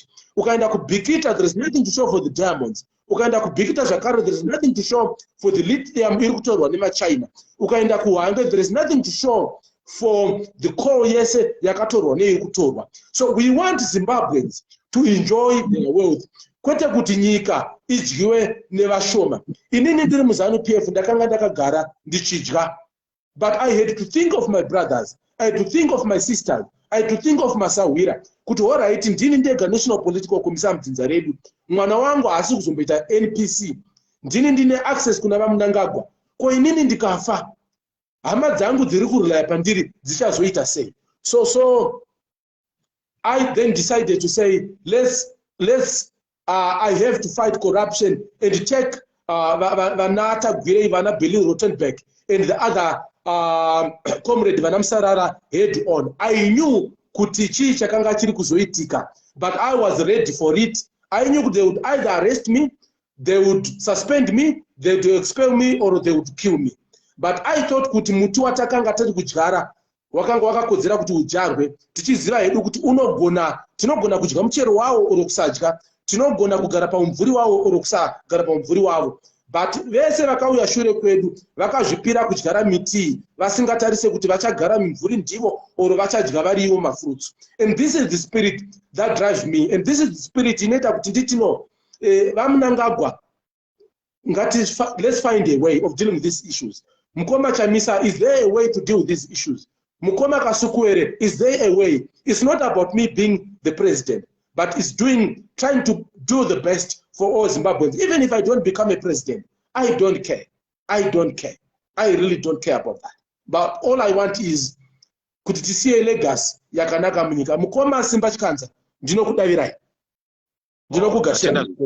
Natenda skuru sa Tsenengamu and ruzhinji rweZimbabwe rune kurangarirai nokuti mumakore apera aya kubvira 2014 ndimi munowanzobuda muchitanga muchiunza bopoto panyaya dzecorruption, panyaya dzekukanganiswa kweconstitution yedu. Torangarira zveGama Talks, torangarira zveCOO, and torangarira zvekare makore apera aya muna 2020 panyaya dzecorruption dzedrugs. Vatsenengamu tichitarira pano your noble efforts to stop a national implosion yamuri kuunza hurukuro iko zvino iyi. Vakawanda vari kumbobvunza ndofunga kana manga mazviona kuti regai ndinge ndichisanganisa chirungu nechishona nokuti pana mamwe mashoko anonetsa kunyatsosimbisa neshona, mamwe achinetsa futi kusimbisa nechirungu. So maybe regai nditaure nechirungu. So mvunzo uripo ndokuti in your noble effort to stop a national implosion, your options seem to be limited to a Chiwenga, Tyson, ED, Chamisa 2023 GNU small box. This seems to be the focus and the pivot, or shall we say the small box in which you are narrowed. Are you open to other options of fixing the nation? And why on earth are you excluding, particularly here, an international revisiting to the military coup crime which Mnangagwa committed against Nelson Chamisa on 1 August 2018? A reset button that is very clear and that can bring lasting change through a UN and African Union, through the UN and African Union institutions. Is this not the most cleanest way to stop the looming catastrophe that we're now seeing Chiwenga and Mnangagwa, as you reveal to us, are on each other's throats? Oh, okay. Thank you, Mkoma Simba. I understand certain people may not be getting me right, may be construing my intentions or whatever that I'm trying to push for and achieve. I know I'm a small boy. I'm a small boy, I admit. I'm just 40, but my worry is we are all going to be affected if we don't deal with gombari pamberi pedu. Saka ndinofunga kuti maZimbabweans vave sober about that and look at it kuti we have a potential national implosion if Zanu PF doesn't deal with its succession issues as happened in the past. So on that one, it's in the hands of Mnangagwa as the incumbent to engage his brother Soko kuti vaonesane vawirirane so that this thing doesn't explode, and also to find a way to reconcile with their former comrades vataiti susuma G40, and that excludes me. Inini kuZanu and Sukudzoka Mkomi. I've been in and out of Zanu. I'm not going there. I know what's there, and I don't want to constrain myself. I want my freedom to do what I want and say what I want on behalf of the voiceless and the poor and the marginalized. And that I cannot do under Zanu PF. Then in terms of 2023, I would admit, my brother, Kuti, we have very good leaders in the form of Nkosana Moyo. If you listen to what Dr. Nkosana Moyo says, he speaks sense, but he is not popular. And unfortunately, politics in Zimbabwe is based on populism. Zanu ikamisa gudo rayo kumusha rinovoterwa because that's where it is popular. MDC Alliance or yakunzi Triple C ikamisa gudo rayo mtown rinovoterwa. Whether rinecha rinoziva or harizivi rinovoterwa because this is where these parties are popular. So this is why you see the likes of Nkosana Moyo failing to make an impact on the Zimbabwe political arena, because politics is based on populism, not on sound ideas. izvozvi vaMnangagwa kana vakangoti unotonzwa varakashi vese vakutotedzera vakutongoti vachitedzera leader wavo even zvisina sense.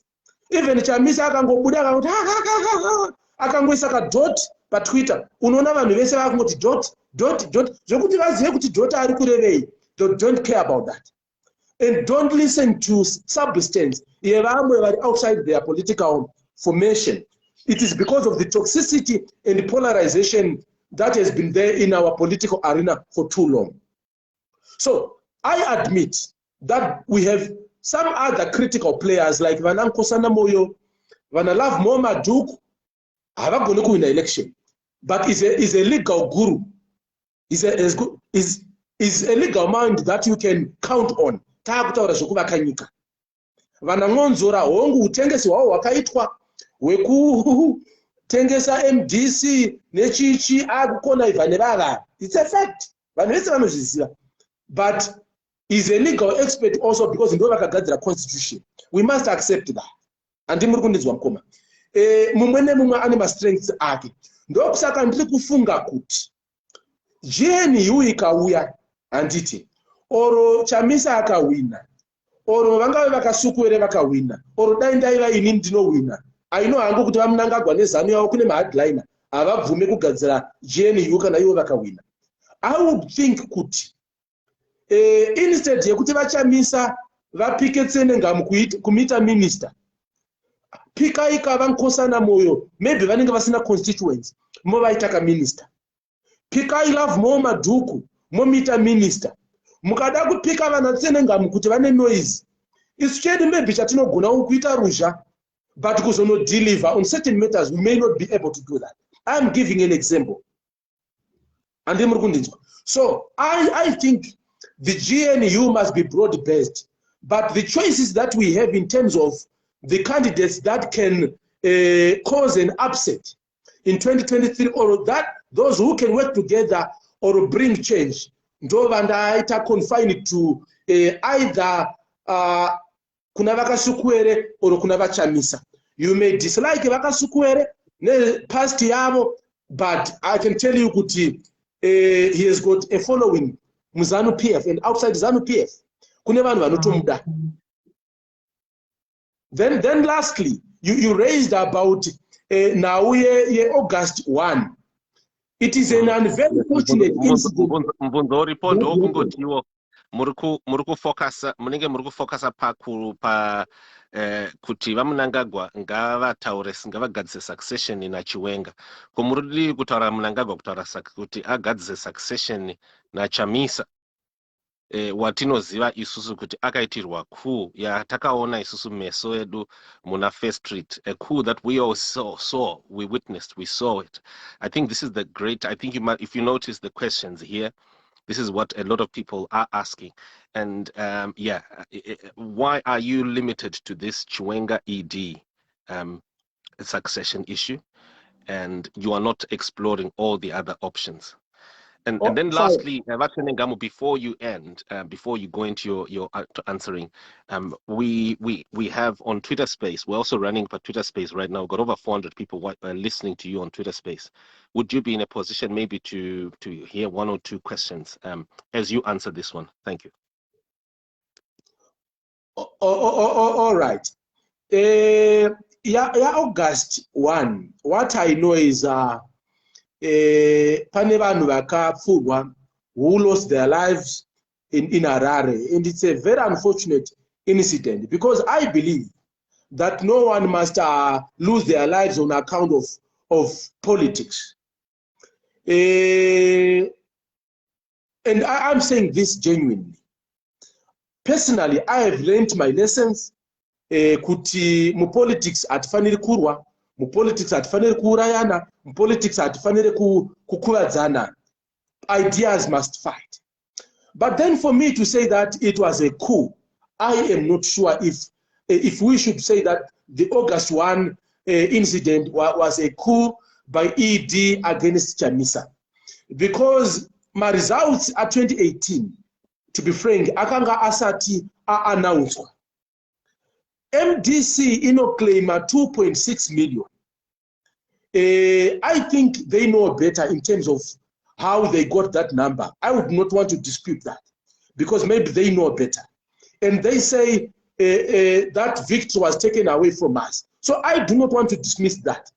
But I have no evidence to back that. Zanu PF says it won. And ZEC, in its current form and in its form in 2018, said Zanu PF won. Nyaya ikazoenda ku constitutional court.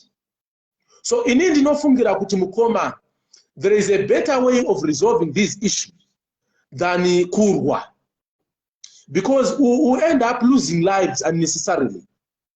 Inini ndinofungira kuti I tried my level best, not now, but when I was in Zanu PF. Go to my Facebook page. You can ask Advocate Chamisa. He will tell you, I tried my level best. I could meet him when I was in Zanu PF. I could talk to him. I could talk to President Mnangagwa, even to an extent of trying to see President Chamisa vataure na Mnangagwa. Vanhu vemuZanu PF vakanditi uri mutengesi, some hardliners, because for their own reasons, they wanted the situation to escalate. So I tried my level best. But iripo parizvino, my brother, iri kutyisa ndeye muZanu PF inogona kuzoti affecta. Ndokusaka ndanga ndati vadi vatanga vataurirana uko. Iyi yekunyika tinogona kudhila nayo 2023 pa election. Totsvaga successor wavaMnangagwa kuelection. Iwo tovazorodza vaitawo pawo murambwi zvavagona tazviona, zvavakundika tazviona. But successor wao nationally tinomutsvaga muna ma-elections at 2023. But successor wao weparty ndiye wandiri kuti ngavadhile naye kuZanu PF, so that there is no implosion, because vese vane power. Tingataura hedu kuti no uya hasisina uya ane rakawanda, but it's not gonna end well. Sorry, Tsenengamu ipapapo pane vanyora pano vari kutofuti nozve Tsenengamu ma-results akanga ariliswa, akanga ato-announcwa pakazoitwa 1 August paya kuma-polling stations ese akanga ato-plakedwa. Changa changosara was just the final formality yeZEC, and coup iyi takaiona ichito-announcwa paZBC naChris Mutsvangwa vaMnangagwa varipo zvichitonzi tichashandisa masoja kuti isu tizogadzira ma-results anoita kuti tizova ne-greater outcome than the one yatakaita in 1980. So how could you say it wasn't a coup? Because the results had been announced and soldiers were used, and it was even announced on ZBC. Why are you failing to call for Shumba to hand over to Nero? So Shumba hand over to Soko, yes, but also Shumba hand over to Nero, because Nero has got the title deed here from 2018, when a coup truly happened, a real one, or a better one than the one year 2017, because year 2017, ED or Chiwenga or whoever did that coup there did not really make it too obvious that they were conducting a coup. But the one in 2018 was even announced on ZBC that the agenda, the military fixes my figures, kuti ave better than in 1980. Oh, okay, maybe regarding iso Mukoma Chikanza. Tinogona kuswera panapa tichidebata kuti mafigures anga akadaiso zvakazodai zvakadaiso. I don't want to win a debate. Ndiri kuda kuti tichage. Sorry, urukuro because vanhu ndozviri kunyora. I think muri kuona ma comments, but this is what people are asking there.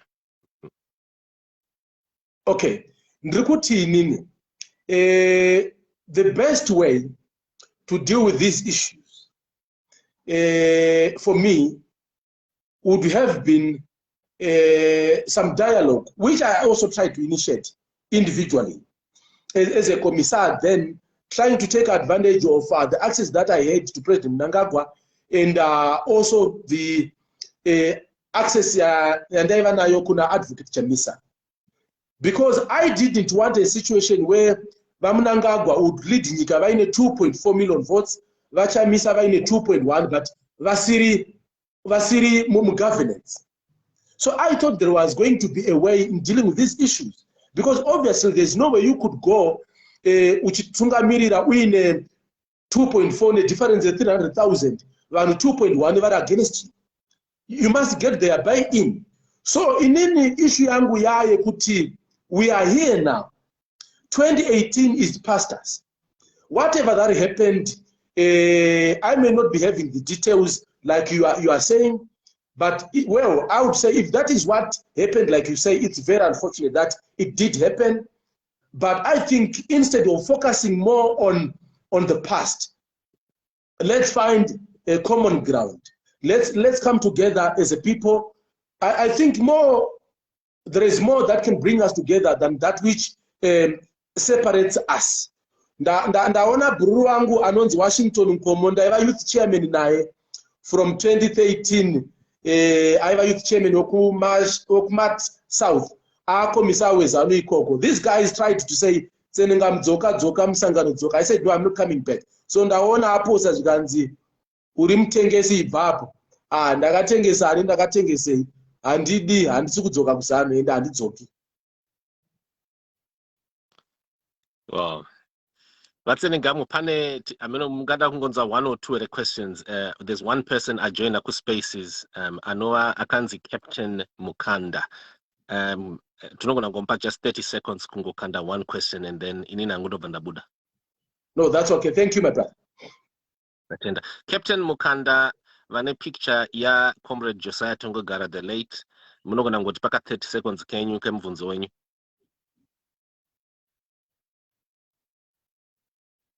Captain Mukanda, mukasa taura in 5 seconds, Vatsenengamu vachabva vaenderera mberi, kuvhara chirongwa kana kuendera mberi. Takupai mukana. Oh, vatoripo izvo right now, but havasi kutaura. Well, Mukanda, Eddie Mukanda. Well, Vatsenengamu, it looks like the guest there is not even talking, so... Oh, okay. Yeah. Yeah, makunzwika iko zvino manje, taura yenyu. Okay. Zanu PF has made people suffer for too long. That's point number one.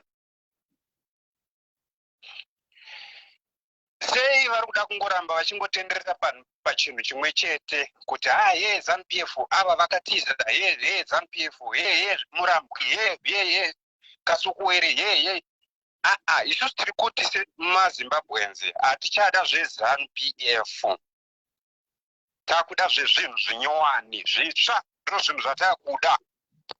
Vahwina kana kuti havana kuhwina, ngavape power to the winner. Wow. Thank you. Maitabasa. Vatsenengamu mvunzo. Okay. Well, inini ndinofungira kuti in the same way that Zanu PF has been part of the problem or has been the problem, in my opinion or from my point of view, it also has to be part of the solution in one way or the other. Whether they win or not, whether we win as an opposition or not, I believe in one or the other, Zanu PF has to be part of the solution. In the same way that when we fought against Smith, a lot of blood was shed, a lot of people died to get rid of the Smith regime, of that revision system. But governance adzidi my emotions. Governance is not a approach with a level, with one very level-headed. Governance or transition, it's about a give and take, where you bring in my systems enyu achi pinda muchibvisa the old systems. But if you think kuti munogona kungo to all of a sudden matobvisa system completely, hazvishande kudaro, because izvozvo vanhu vakasava certain about what's going to happen to them ndo zvinoita kuti vaite dig in. Zanu PF is not just a party, it has become a system. So we must be sober and know how best to deal with that system, whether we like it or not. I'm appealing to my comrades, Variko opposition. You may say it is because I was in Zanu PF and I've got bias. Yes, I was in Zanu PF in broad daylight. And ndinakwenda Zanu PF usiku ndakazviita masikati machena. But ndida kuti ndikutaridzei kuti hakuna nyika inongoti ikapinda yonzi paita new leadership and you get rid of everyone. You have to find the progressive people from the old establishment and try to work with them in establishing the new. And I think President Chamisa appreciates that. The generality of the people may not appreciate that point, which is why ndakanzwa vaChamisa vachiti tikange tawina tichagadzira team Zimbabwe, because he knows that the best brains do not just exist in his party, but the best brains also dzinowanikwa in other political parties. So that is how it has been structured the world over. That's how it is. So mungandirambira mukandidai, but system yese inobva as a process eventually.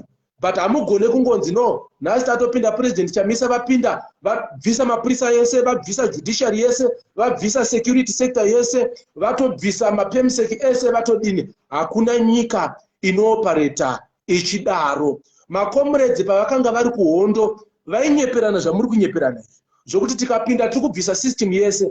It's a process, makomrades. Vanhu vachinyeperana kuti tikadzoka kuZimbabwe, Zimbabwe yasununguka, tichanodyira pamunhu hotel yavaiti munhu mutaparasi. But kana ukange usina mari waisa papinda pamunhu mutapa, hawainopinda nekadhi rechiwovet uchiti ndakanga ndiri kuchimoyo. Handi muri kundinzwa. Vana Peter Wars vakasiiwa vari makomanda earmy despite the fact yekuti akauraisa vanhu. But the transition has to be smooth. Vana Dennis Norman vakaitwa maministers. Rhodesia Front yakasiiva in a 20 seat in parliament from 1980 up to 1990. So you also have to be ready for that.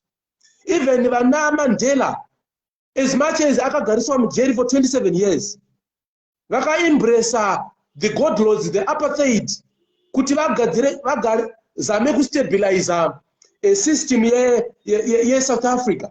So this is what has to be done. Vasamora pavakazvitraya kuMozambique, Maputukeza achibuda akasiya aisa sugar neconcrete machines. So I would not want a situation where President Chamisa gets in and is sabotaged. Nevanhu vagara vari musystem vanenge vaakuti taakudzingwa. So you may not like it. The whole system will go, but it's a process. And when President Chamisa comes in, you have to be very patient in giving him time to do that. That's if anyone wins, they will not bring drastic changes to anything. It has to be a process. Even kuti Zimbabwe, even a currency yayo is stable. Inoda kuti vanhu vange vachishandira pamwe chete, vanhu vachiita muonera pamwe. Because when you have vanhu vachisabotejana, you won't have a stable currency. A stable currency in Zimbabwe will be a pipe dream. Because there is no way you can have nyika inoiti forever inoshandisa foreign currency. You must have a good leadership, you must have confidence evanhu, and all the basic fundamentals in place. And you don't come in and disrupt every system. So munogona kundipopotera because you don't appreciate these issues. But with time, you appreciate kuti no, Tsenengamu akataura nyaya idzi. So that's it. So ndokusaka even vamwe ndakavhotera vamunangagwa 2018 because I thought that he must be given a chance to do these things. I thought he was he was sincere and genuine. But ndakazotadza kuwiriranawo nezvavaita. Some still continue to believe in him. In the same way that Chamisa may be president or Kasukere may be president, not everyone is going to agree with him. But we must minimize areas of conflict and make sure that everyone comes together and we work together, all hands on the deck, so that we push Zimbabwe kuenda mbele. So you may disagree with me, fair and fine. Zvakafanana nevanhu vamwe vari kupati kwangu, anditi, who were saying, why muri kuti tishande nana titarise machances ekushanda naChamisa or navakasukwere? Because kune vamwe vane maproblems vakatiza vaChamisa vachiri kuMDC, kune vamwe vakatiza Kasukwere ari kuZanu. But I'm saying, my comrades, be level-headed. Don't be personal about these issues. Look at these issues objectively. Zvakafanana nema-issues ataitaura pakabviswa vaMugabe. Tichitaura nevamwe kuti musashungurudze mai Mugabe. Because imimiwo you don't want to see mai Mnangagwa vakushungurudzwawo pachabuda vaMnangagwa mupower. Do you want mai Mnangagwa nemhuri yavo kutiza munyika muno? Definitely not. Because we'll be setting a very bad precedent. If Ian Smith could die in Zimbabwe, despite kuti akauraya thousands of people, why can't we forgive each other as brothers? That's my point. That's my point. I voted for Murambi in 2018, but I'm not going to vote for him in 2023 because I'm objective. In my view, he has failed, but I don't wish him any bad things. That's who I am. That's the point. Then someone is raising Kunzikoma economic saboteurs who begged for sanctions under Zidera. Well, fair and fine. I don't support sanctions. I don't support sanctions.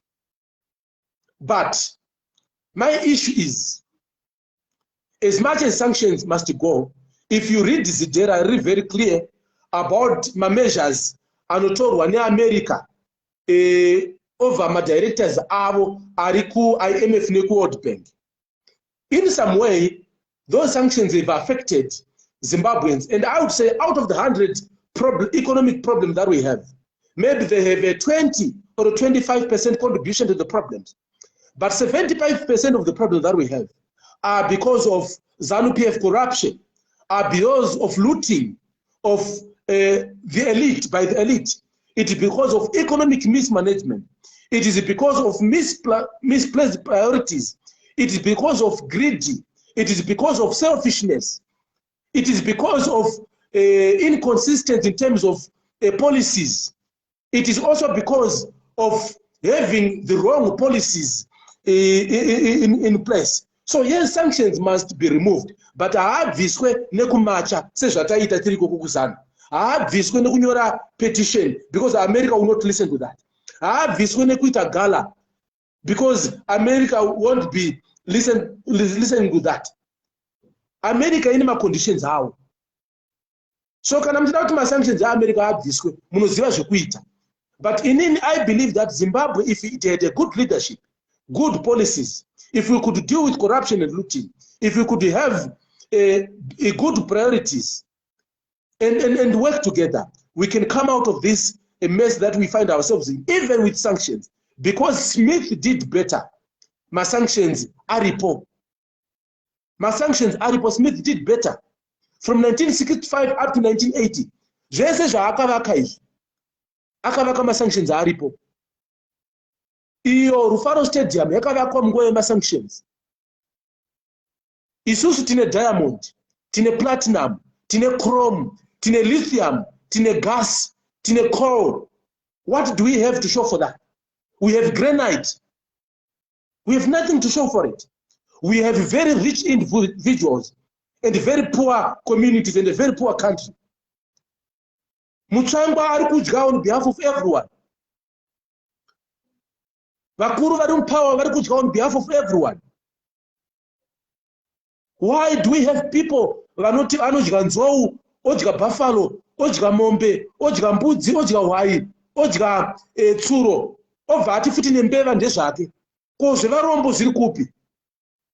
Zvevarombo zviri kupi? That has to be corrected. And this is where we are coming in as the Front for Economic Emancipation in Zimbabwe. And we want to continue to be that voice Whether Chamisa a winner, we want to be there to make my checks and balances on him. I don't want to go to Zanu PF because I want to check on Zanu PF's excesses. I want to speak on behalf of the poor. I want to speak on behalf of the deprived. I want to speak on behalf of the excluded. I want to speak on behalf of the vendors, of Makorokoza, of my teacher, of the civil servants, of Makomana Varikuchuto, Vasiri Kudya beef, of Mapurisa asingagone kuenda pa strike, vasina mari yekukwira mota, yekubhadhara mota, vanomirira kuenda kunogariswa pakadoma, nekukwidzwa muopen track, munhu ane nyembe uko achitambudzika, vashoma vachidya. We want to push for that. So that's all the Green Revolution is all about. That's all the Green Revolution is all about. So we are a small party, yes, we agree, which is why we have targeted 20%, because we know that we are not yet that big. We are socialists, yes, but establishing socialism is a process. So we want to give that process a chance. We may not do that overnight. I am a Sankarist. I believe in most of the things that Sankara did, which is why we wrote to the Sankara family, ikatitendera, not as a party, but as Africans, to establish the Thomas Sankara Institute of African Affairs. We are in the process of establishing that. It's not a partisan organization. It's a Pan-Africanist organization. It's an organization for socialists. It's an organization for all Africans who believe in the economic independence of Africa, in the oneness of Africans. So it will be open to anyone and everyone, including Variku Zanu, Variku MDC, Variku Triple C, Variku Fizz. It's not a partisan project.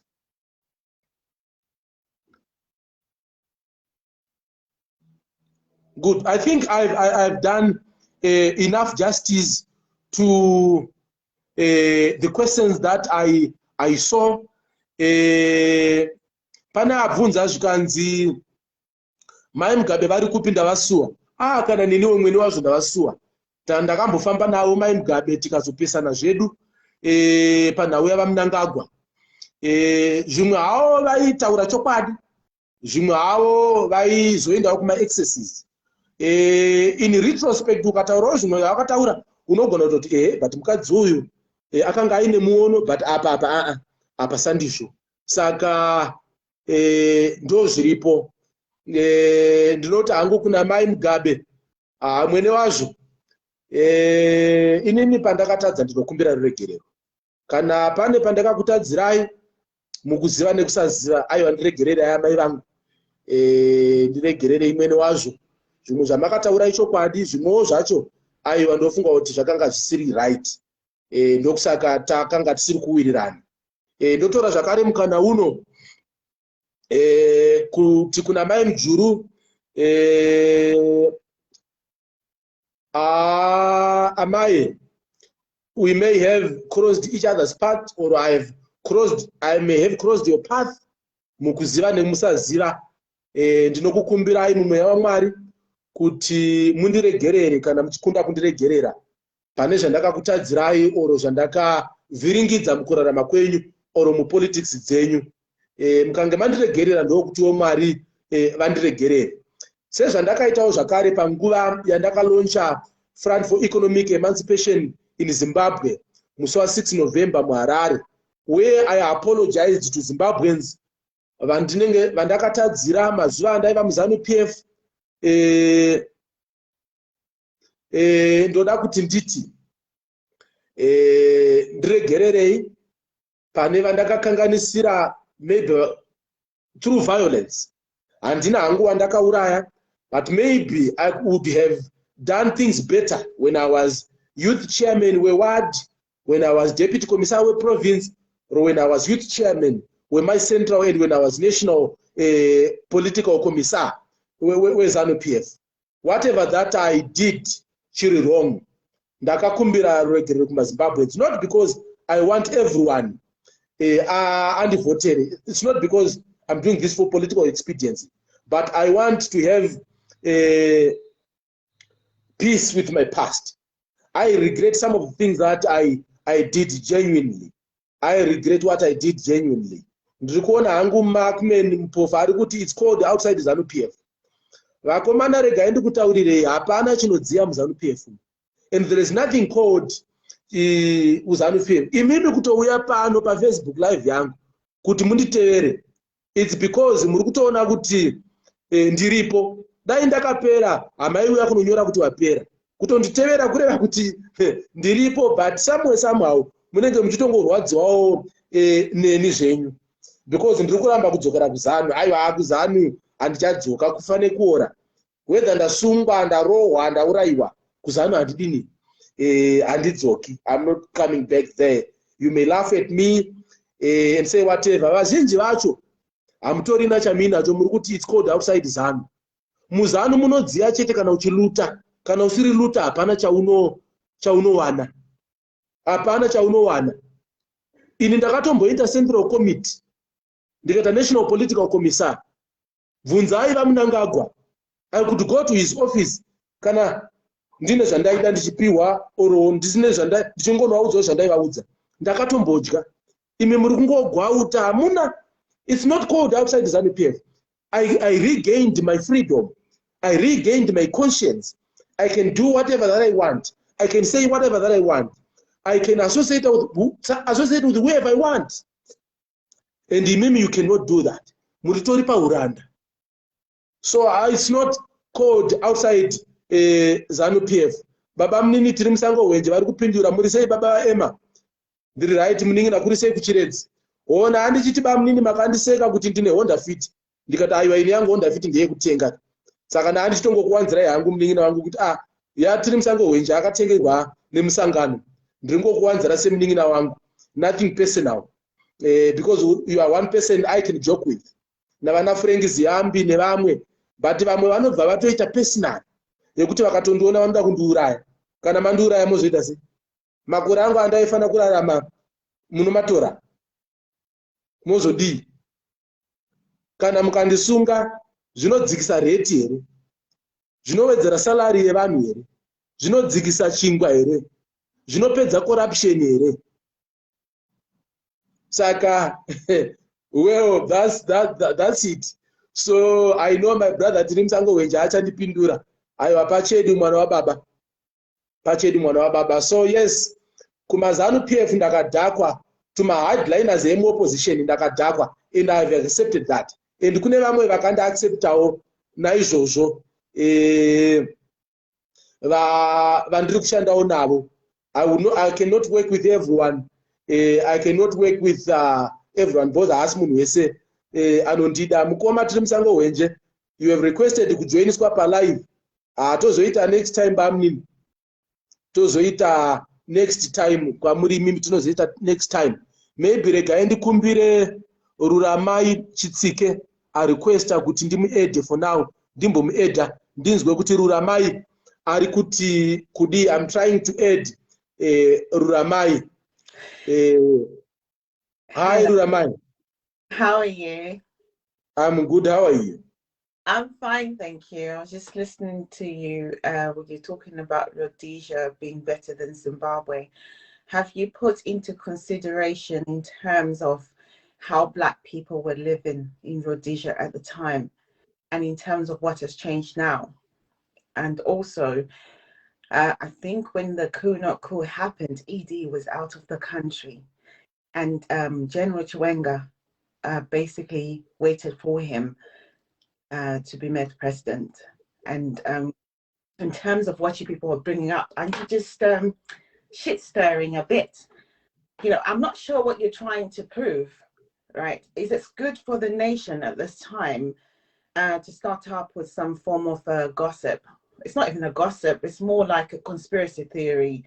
And then if Kasukere wants to start a party, no one is stopping him from coming into Zimbabwe to start his own party. Oh, okay. Firstly, I would want to say I didn't live in Rhodesia. Andina kurarama mu Rhodesia, handizivi kuti Rhodesia yakanga yakaita sei. Ndakaita yekuverenga because ndakaberekwa 1982, ndane 40 years now. So in terms of what our people experienced in Rhodesia, I'm not sure, and I cannot comment on that. Ruzivo rwangu runobva panhoroondo yatakaudzwa nevabereki vedu oro yatakaverenga oro yatinoona madocumentaries handiti. But people would say Smith aidzvanyirira vanhu, vanhu vakanga vasina freedom, they had created an economy yevanhu vashoma. Smith akauraya vanhu vairamba utongi hwake, akadisapisa vanhu vanenge vana Edison Stole and things like that. But what I can say about authoritatively is about what we're experiencing now, where our leadership has also gone rogue, where instead of creating an economy for everyone, they have also created an economy for an elite, in the same way that Smith created an economy for his kith and kin. So in one way or the other, vanogona kufanana na Smith, if I'm not wrong. Secondly, in the same way that Smith could not tolerate dissenting voices, where he would arrest arbitrarily or opposing voices and make people disappear. This is what the current government is doing. Vana Jobiskala vari kusungwa. Vana Godfrey Tsenengamu. No, wait a moment. Vana Edson, vana Godfrey Tsenengamu vari kusungwa handiti, because they are not agreeing with the current government. Vana Itai Zamara, they disappeared. In the same way that Vana did not get arrested. We were all watching it live on Twitter Spaces, right? Job Sakala and Godfrey Tsenengamu did incite violence in Nyatsime, and that's a fact. That is not something that they did not disappear because they don't agree. They decided to start an uprising in Nyatsime because of a death of a lady. That was not caused by the government. That's got nothing to do with ED. That's to do with the criminal watch at the moment. And you guys want to turn it into a political matter. That's not what it is. Okay, maybe let me. For crimes. Let me respond to that. If you look at the Nyatsime issue, from my point of view, yakaendeswa nenzira isiyo from both ends. It should have been dealt with as a criminal matter. Zanu PF should not have, through its chairperson, should not have tried to hijack that funeral. The Triple C leadership also should not also have done what they did in terms of inciting violence. But I think both parties are responsible for the violence that erupted in Nyatsime. Chairman no, wait, you have asked the question. No, wait, you have asked the question. You have asked the question. You have asked the question, so I have to respond.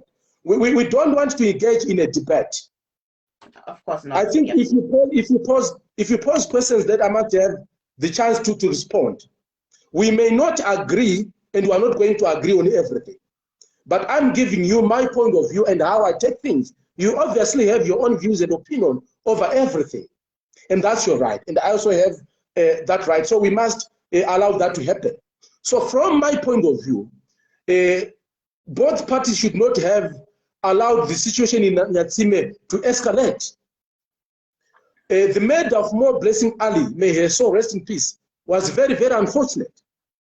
Before it was politicized, everyone should have taken it as a criminal offense, and it should have been dealt with as that. No one should have politicized from either side. The Zanu PF chairman should not have tried to politicize it also, in the same way that the Triple C guys should not have politicized it. Whether More Blessing Ali was a Triple C activist or not, that's neither here nor there. But More Blessing Ali deserved better than what she's getting now, even in death. So all I'm saying is, if the current government was to arrest people for inciting violence, then it should also arrest the Zanu PF guys who incited violence in Nyatsime, so that the government of the day remains objective and a government of the people, than to appear to be an instrument by the Zanu PF to deal with opposition voices. So I was responding to how Rhodesia was different or similar to the current Zimbabwe that we live in. Smith and Nakunzwa kuti aiba. As much as they were looting resources, the current leadership irikuba. Ndokusaka patakataura kuti vari kuba, tataura Billy Rottenberg anga asiri muzanu. Tafadzwa musarara akanga asina chigaro. Tagwirei asingatoziva slogan. Zvakataridza kuti takabata mhuru, mai vacho vakabva vabuda pachena. Ndokusaka vakuru vemusangano vakazotidzinga. Because they are equally corrupt and the beneficiaries of the corrupt deals. Or vana Tagwirei navana Billy navana Tafadzwa, they are mere faces. Varidzive chinhu ndevava. In the same way that Delish Ngwaya is also a front and a face. Very corrupt. Can we just look at it in a different way? Do you actually believe Tagwire is not a businessman? And you believe Billy is also not a businessman with interest in Zimbabwe? Or do you believe they just Zanu PF, I don't know, bank robbers or something? So to you, they don't really have any business entity. They have no interest in Zimbabwe apart from stealing on behalf of ED? And you think that's what they do? So if let me respond on that. Yeah, I have no personal problem with Tagwire. We have never crossed paths personally, but I am against the way he has been moving around, taking everything to himself. They took Shamba Mine, they took Ashandi Goldfields, they took Trojan Mine, they took Jumbo Mine, they took all the ZMDC mines. Now they've taken Lafarge. They have taken, no, wait, my sister. Wait, you have posed a question. They've taken all the ZMDC mines. He has taken all the construction companies that are constructing along Beckbridge Mashingo roads. He has monopolized everything. He has taken CBZ. He has taken ZB. Huh? And he has been given 3 gas concessions in Lupane. What about the people in Lupane? What are they going to have for themselves? So why should Tagwire have everything for themselves? As much as he has the capacity to do that, but he must also accept that there are certain business people in Zimbabwe who also have a right to do that. He has been using his influence as an advisor to the president. He has been abusing his proximity to power to elbow everyone out. And that is not right. Why should an individual control everything? What was the relationship between the government and Sakumva Holdings? Do you understand that relationship? I think that was spoken during parliamentary affairs. What exactly was Tagwire's role or his company between the government, the RBZ, and Tagwire? And then in terms of what you're saying that he's taken, is he taking it for free by force, or are these companies being sold out? What is happening there? Oh, okay. I would not want to say kuti relationship here or remain in the second day. There was a working relationship, obviously, from even Kubama Zwara Mgade. And there was a relationship even in the command agriculture and everything, things like that. I do understand that, and I have no problems with that. But my position remains, my sister, that Tagwire has got a right to do business in Zimbabwe, just like everyone else. Huh? I'll give you an example. I would not want to mention names for fear of victimization of the person I may mention, who was out of a mine in Mashonaland Central. Tagwire using his proximity to power to elbow that person out. Obviously, he bought the shares, but he's abusing his proximity to power to clinch those deals, to take everything for himself. And that is not right. What does it say for Tagwire to be a multi-billionaire when his neighbor or the next person cannot afford $1 to buy the next meal? Why should we justify that? Why should that be justified? That's where I'm coming from. Tagwire has to because he's in need. He's taking this because I believe Angori Makaro. Ndakataura inini in one of my press conferences anditi kuti leadership yedu businessmen edu ngavasave neappetite yegonzo. Do you know zvinoita gonzo kana rumba? Rinodya chibage, rorova upfu, rorova chingwa chako, rorova sutu yekuchechi, rorova gemenzi rekumasowe, rorova tambo dzekumasofa, dzekutv, rorova sofa, iwe wacho yakarara obva yakuruma tsoka. Ndo zvinoita gonzo. Kwete kuti rine nzara, asi kuda kungonzwa kuti ichi chinotesta sei, ichi chinotesta sei. So my question is, why are you taking all those mines for yourselves? Why are you taking all the gas concessions for yourself? Why are you monopolizing everything to yourself? Are you the only citizen? I don't have any problems with you, Mukoma Kuda. I don't have nothing. Because ndotokuudza pano patete. At one point, pandakaita program yekutenderera nema-youth, tichienda kunoadresa mawards. Akatotipa ma-coupons efuel. Munhu aisapota Zanu, even anosapota musangano weZanu to this day. Andiri kuninzwa tete vangu. Zvekuti if it was personal, ndakatombodya ma-coupons ake kai. Ndaisafanira kumaataka.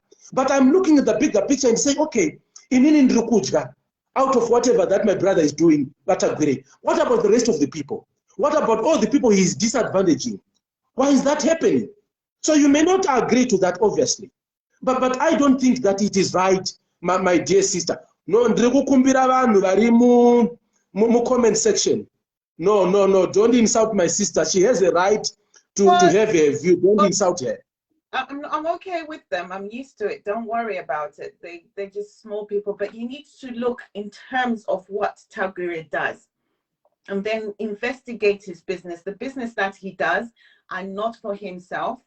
And then you need to understand the business world of Zimbabwe a bit more, because when we blame an individual, we do not really understand where our economy lies and why. I'll give you an example, Tete. Yeah. Lithium mine yekugoromonzi. I have a problem with the ownership model of resources in Zimbabwe. And that's one thing that I'm going to talk about, Kushika Ndafa. That has to change. If I had my way, I would change that. Where minerals are owned by individuals, and the individuals benefit exclusively from those minerals in Nika, you pay 5%. I'll give an example here, lithium mine Goromonzi, where 3 individuals sold that mine for $500 million, close to $500 million, almost 422 million, and pocketed that money. And that deal rakaitirwa State House naMurambi, and officiated Pariri. Nyika yawanei $500 million. Hakuna mari izvo zvimapurisa haana kuwedzerwa, kwakangowedzerwa rimwe timu rimwe harina kuwedzerwa. Mari yekupa manesi hatina, mari yekupa maticha hatina, mari yeempowerment hatina. And you sell mine yenyika, resources yenyika, mari yoiswa muhomwe yema-individuals. Izvozvi kune nhau yegas, teerera Tete, kune nhau yegas iri kumuzarabani. Anonzani ari mudeal reku lithium is also mudeal reku gas neoil yekumuzarabani. Why? Because hurumende yati yakabudisa statement rekuti nyika ichawana 10% equity. 10% equity. Right. Where is the 90% going? Where is the 90% going? So nyika, from a precious resource like lithium, a precious resource like like oil and gas, is going to get 10%. Munoenda monopa Billy Rottenberg, my reserves, core concessions, ekuwange. Iko kuwange nekumatino hakuna vanhu. Hakuna ma business persons. Munoenda monopata gwirei gas concessions ekulupane. Kulupane ikoko hakuna vanhu here. That's what I'm against. Godfrey, let's look at this logically. Zimbabwe has had independence since 1980. Right? Since 1980, recently we've had lots of activity within our mining and then with the lithium and stuff like that. Since it's been sitting down on that floor, what has Zimbabweans done in order to make those things available to the world? Okay. The fact yekuti apana changa chati chaitwa with those minerals doesn't justify the looting that is going on. How is like what is happening? Lying there? No, it's legalized looting. It's legalized looting, my sister. So can you tell us how? It's legalized looting, because what looters do is vanozogadzira mutemo unolegaliza nekulegitimiza zvavanoita against the majority. The resources belong to all Zimbabweans. Huh? There must be a way to say, if Ruramai is going to mine in Zimbabwe, and it urukuya kuneta partnership in a community, because community no resources. You are bringing in equipment, you are bringing in the cash or the capital to my resources. But I will go nekupa 5% royalties. And it you have 95%. Mira tete, mira unzwe. That law has been maintained. Never varipo. And it before I go further, I want to welcome my dear brother Munagashinga Anonzi Louis Matutu. Louis Matutu that man is not a coward. He took a bullet knowing well my repercussions. He knew that he was going to lose his car. He knew that he was going to lose Basarake, because he was sitting pretty well. If it was personal for him, he could have chosen to remain mum and not speak against these issues. So Namatutu Takaudzana started at a press conference with Shamari. There are 4 or 5 possible scenarios here. We will either be arrested, suspended, expelled out of the party, or killed. Or and he said, no, I'm ready, my brother. So I want to salute my brother. He chose his own path, and I respect that. So I want to say to Zimbabweans who continue to say to me, Imi Makashinga, Louis Matutu Mbwende. No, varume musa Mbwende amizivi. Vazhinji hamuna chamati maita. Uyo ane zvaakaita. You may not agree with him, you may not like him, but he did something well, fine. So that's it. So I was saying, there is something wrong about the ownership model of our resources. And you can't have a situation where an individual gets everything. Like China ari kutora lithium 24/7 uku kunonzi kubhikita kwakaenda kunovhurwa navamunangagwa. Lithium iri kubuda like nobody's business. Varume vaiva very serious, and you cannot blame the Chinese. You cannot blame the Chinese because they are being allowed by the powers that be for some reasons. And so instead of treating symptoms, we have to treat the cause, and the cause is our leadership, and that we have to deal with. I wanted to ask you, what model do you think, okay, in terms of the global world, what model should we actually adopt? Which model actually do you know that will be suitable for the UK? Because most of the time when I look at UK, most of the oil rights that run in the same way, 5% tax, capital gains tax, and so forth.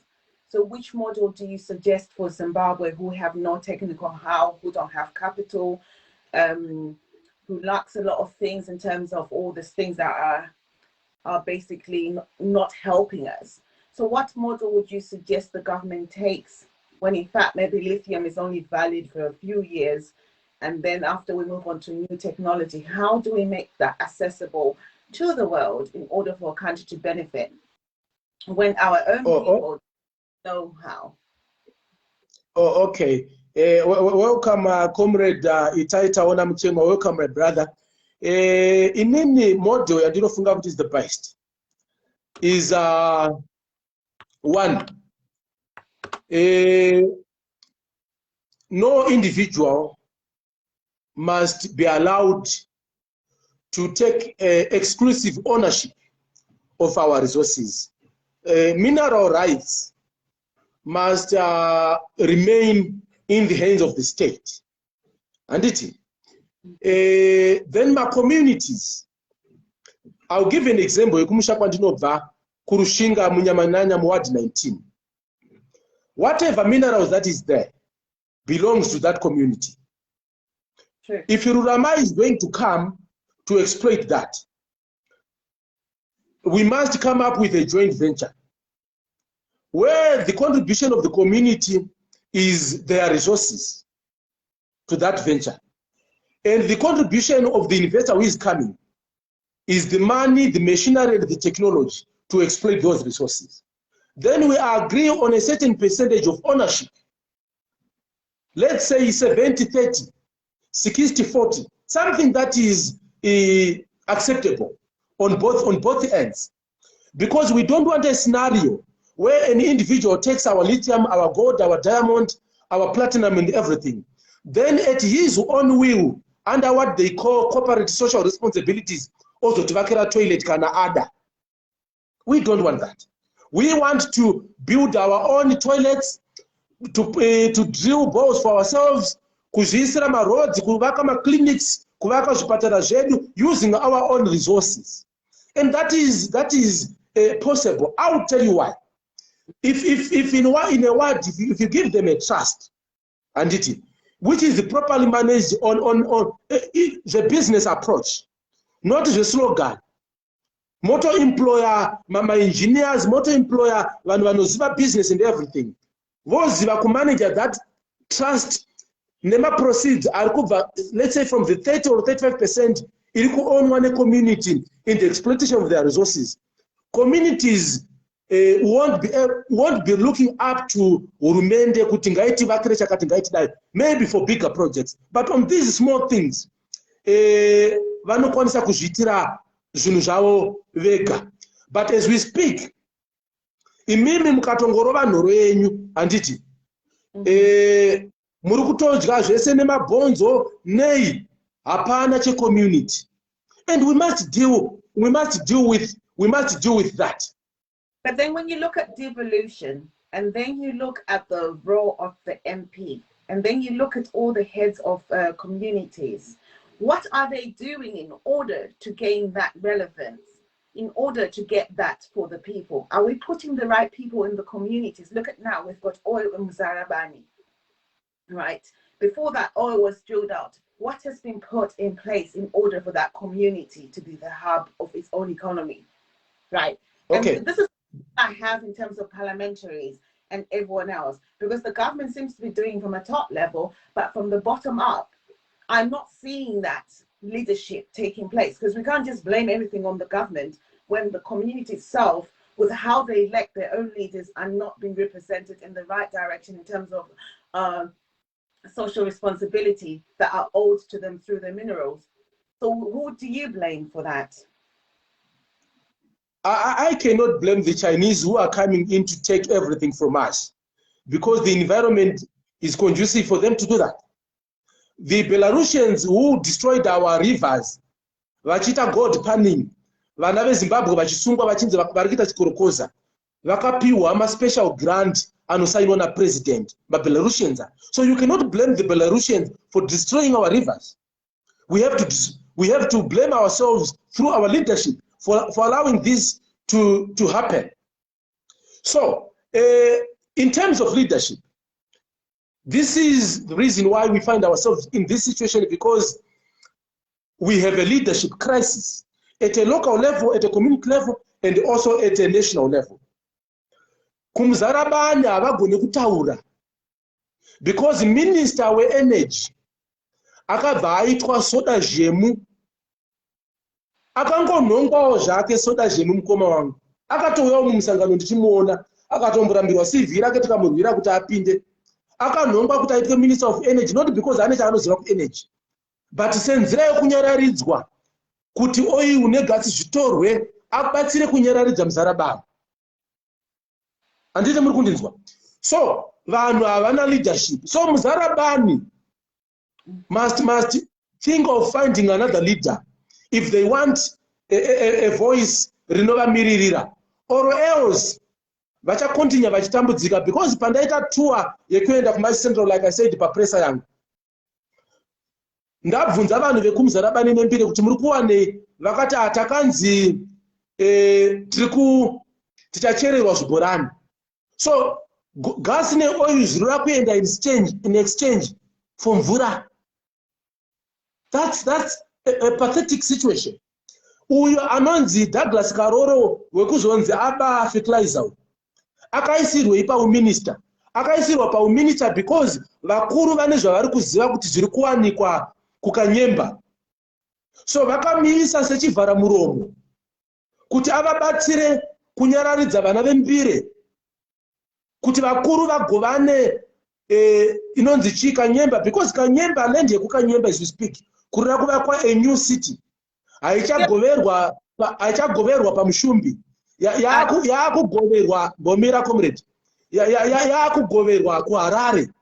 Why they are doing that? Because vari kuziva kuti pane zviwanikwa zviri kukanyemba zvisingafanire kudyiwa nevanhu vekumbire. Vanhu vekumbire havana muromo unokodzera kudya zvinhu zvekukanyemba, zvinofanira kudyiwa nevakuru vemusangano. Saka vakanga vaisa Karoro minister kuti avabatsire kunyararidza vana vekumbire kuti vakuru vadye. So there is no leadership at all. Ma MPs edu ari kupinda muparliament vari kuenda kunopiwa mota because vanofunga kuti muparliament mota.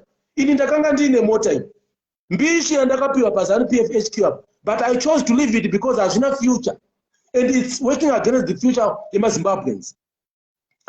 So vari kuenda because varoda kunopiwa macoupons, vari kuenda because varoda kurara muhotera, vari kuenda because varoda kunokumbira red passports, diplomatic passports. So kusvika vana veZimbabwe vaziva kuti vari kutuma mapere kufudza mbudzi, they have to get rid of career politicians, either ku-CCC aiva ku-MDC Alliance or ku-Zanu PF. We need a new leadership, totally. We have the best brains dzevana. Inini handigone zvese. Handigone zvese, and I've accepted that. You may be good in some area, my sister, and we must complement each other. That's what I think is the best for Zimbabwe. And I believe that if I'm going to be an MP in parliament, tinenge tiri motete tichitaura takamirira varombo, tichitaura takamirira mavhenda, tichitaura tichimirira vashandi, tichitaura tichimirira munhu ari kumukumbura, ari kunyamanyanya, ari kwagwangwava, ari everywhere, because they don't have a voice.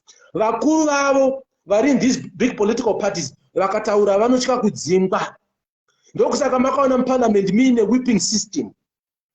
Ndokusaka muparliament makaona muine whipping system kuti bozi kana wa muparliament muya haufanire kufunga, unofanira kufungirwa.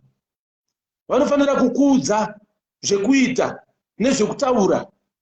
So vanhu vari kuparliament for as long as vasinga appreciate kuti variko kuye to serve Zimbabweans, vachifunga kuti vari kubasa kuti vararame, then we are not going anywhere as a people. That's my view of the leadership. So Zimbabweans won. Pa election yatiri kuenda iyi, Zanu yakabudgeta 150 million yekuwina election. They are going to buy 210 cars for each constituency, one for each constituency. DCC imwe neimwe iri kuenda kunotengerwa mota dzayo. Province imwe neimwe iri kunotengerwa mota dzachairman, dzachairwoman, dzachair weyouth, dzeadministration, dzakomisa, dzevashandi vepati. Staff yepaZanu PF HQ iri kuzowana mota nyowani. Kozoita imwe support staff yese iri kuona mota nyowani, but tisina ima ambulance. Anditi muri kundinzwa? So 150 million yakabudgetwa ndeye kuya kunobribe maZimbabweans, because our people were impoverished kuti vange vari muspirit yekukumbira, so that kana vakumbira they are manipulated nemunhu anovapa maresource. I'll give example yangu inini naMatutu.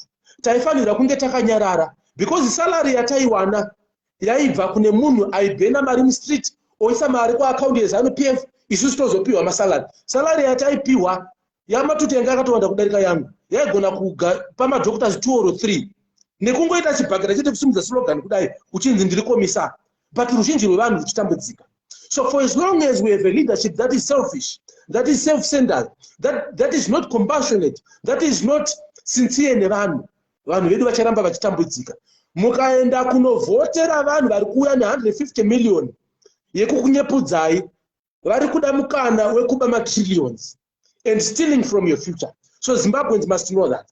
Kuti my opposition parties, including Vavana Triple C, they don't have any materials to give you. Havana chokukupai, Zanu inazvo. Havadi kukupai zvirauro, vanokupai hove, so that kana dzapera muzoenda futi kunopemba. And we want to deal with that.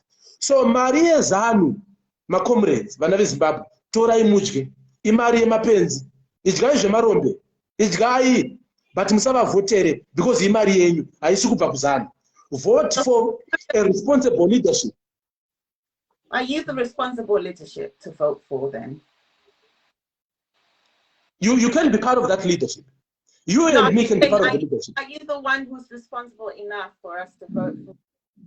Would you put yourself out there? 100% category as a leader?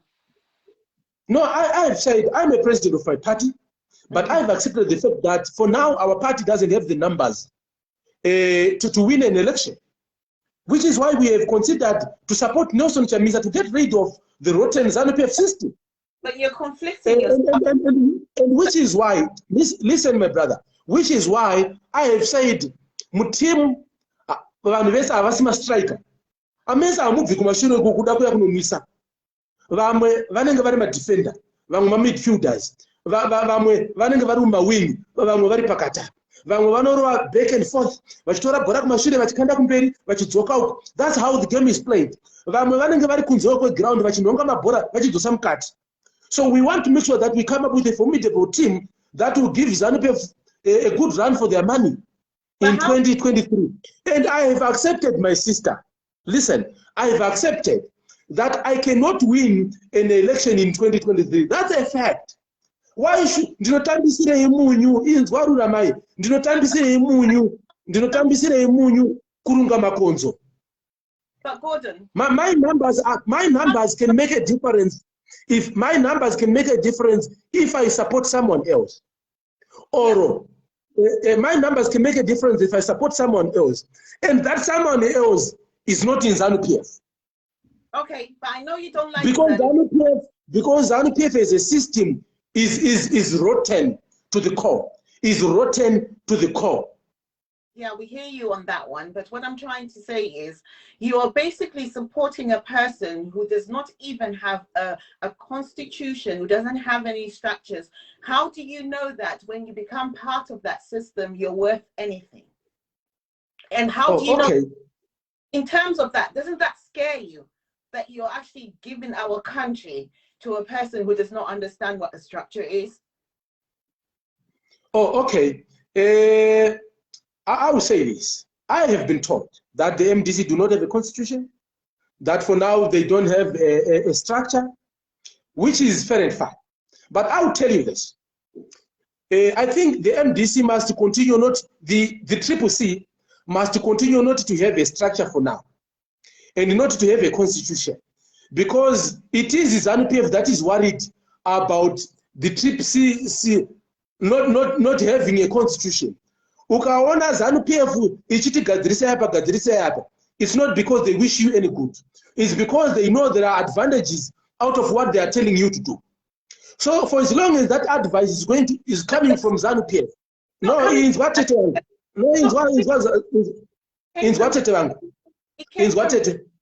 it came from Chan, a professor in the UK, who told them that without a constitution, no one is going to back you up.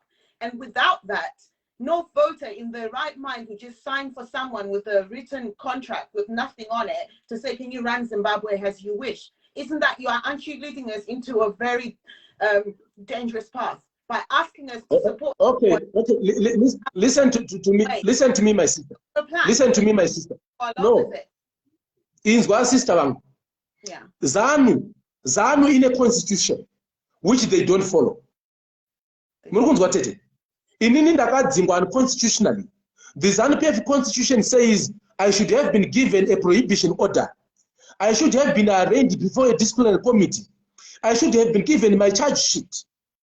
But all that didn't happen. The Zanu PF constitution says the Politburo is an administrative organ. It's not a disciplinary organ. But these people with a constitution took everything for themselves. They become mapurisa, vakaita ndivo magweta, vakaita ndivo mapipi, vakaita ndivo major street, vakaita ndivo anonzi machine, magadje. Kunyangwe vaine constitution. Munoti Chamisa aite constitution. Inga Zanu PF ine ma structure, aite structure. Ko Zanu PF ine ma structure, kubva kusero kusvika ku Central Committee ne Politburo. Ko ma Windy for ED ndei. Young women for ED ndei. I structure ye Zanu ere.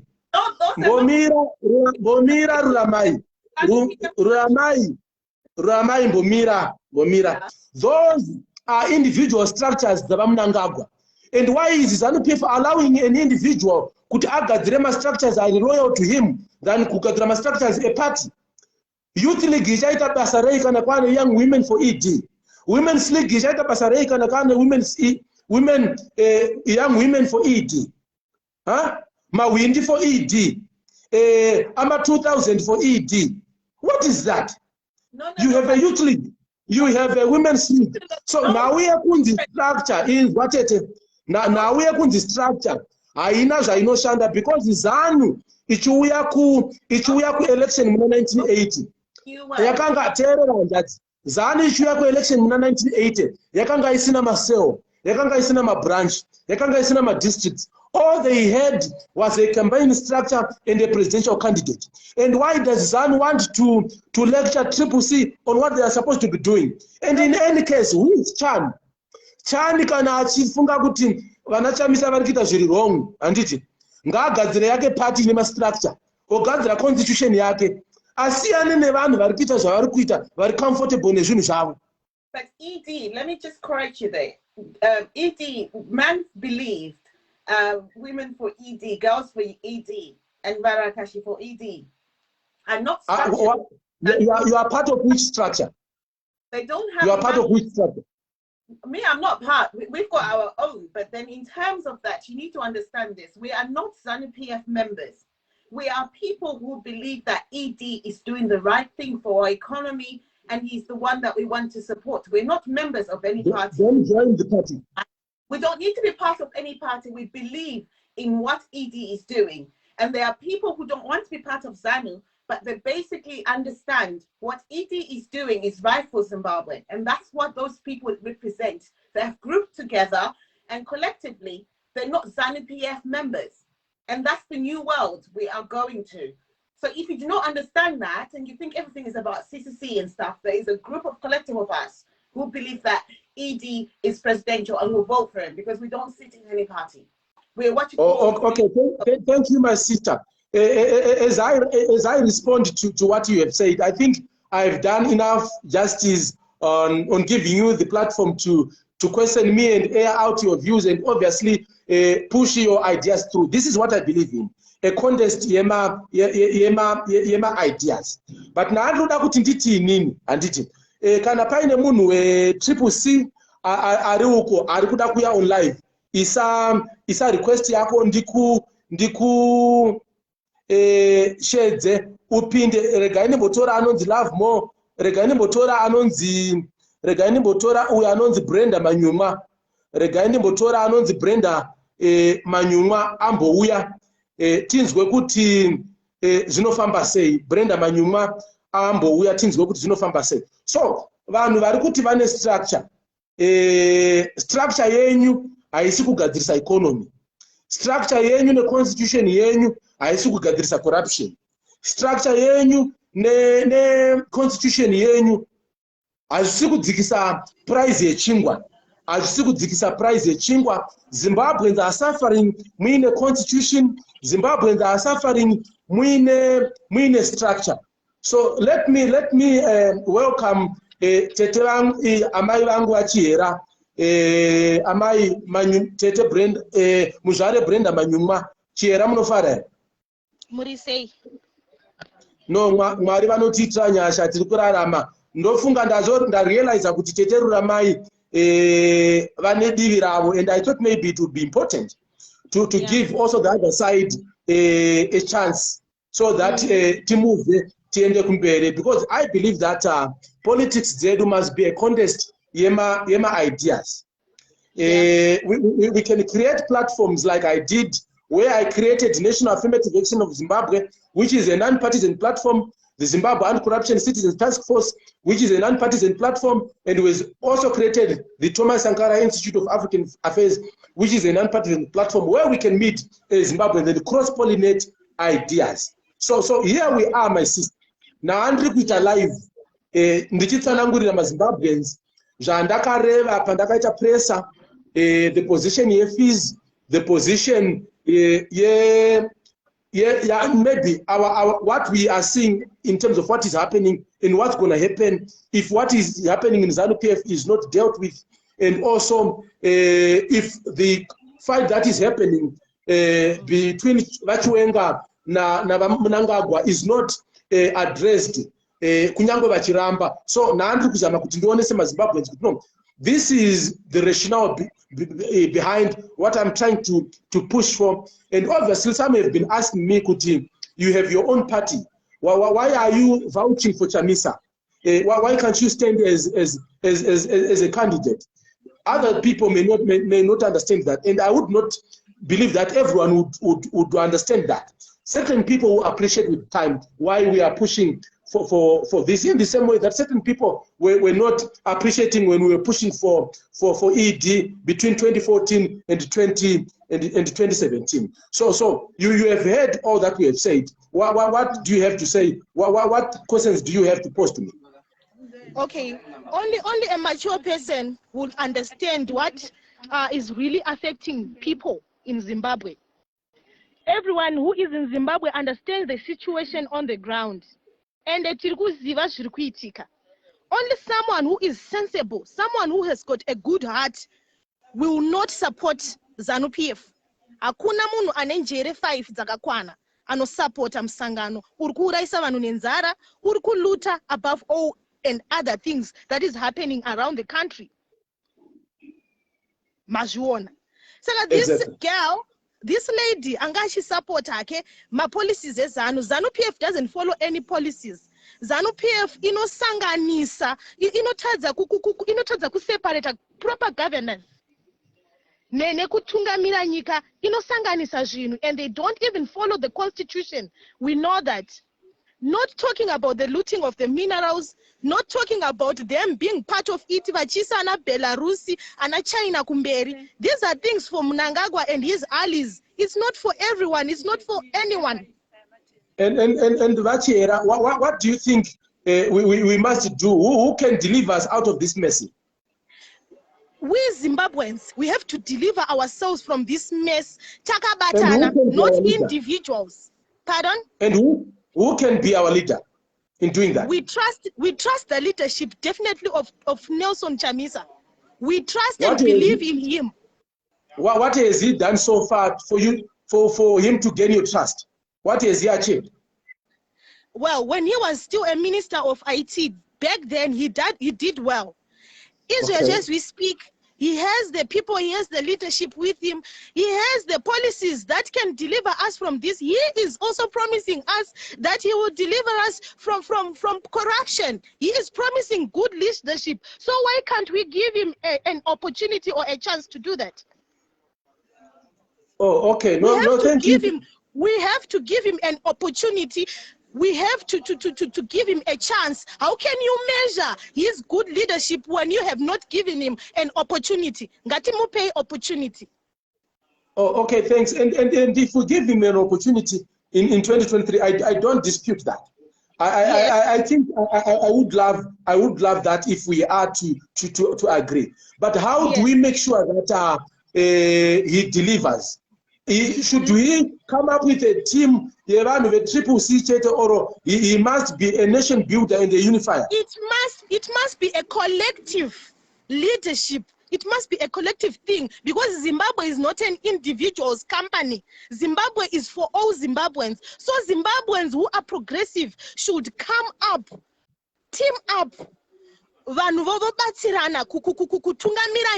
It mustn't be a private property like what we are seeing.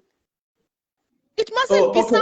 someone's business. Kuti is Zimbabwe and it's for everyone. Every person who is in Zimbabwe, every Zimbabwean has a mandate to deliver this country and to lead this country. It mustn't be for individuals. Oh, thank you so much, Bachira. I agree with you that we can only come out of this mess if we come together as Zimbabweans and set aside our differences and measure on what unites us and not concentrate much on what divides us. I think we are better together, which is why personally, and I'm also talking to my comrades in our party to say, let's consider working with Advocate Nelson Chamisa and any other progressive Zimbabwean so that we achieve that which we seek to achieve, not just for ourselves, but definitely for generations to come. I have interacted with President Chamisa on a number of occasions. I cannot say he's a saint or he's pure. Obviously, like anyone else, he may be having his own excesses. And we must also make sure that we keep my checks and balances on him so that we don't create another problem. But I also believe that like he deserves to get that to get that chance to lead in the same way that you also have that right to be given an opportunity to lead at whatever level. In any case, I'll tell you. Maturity.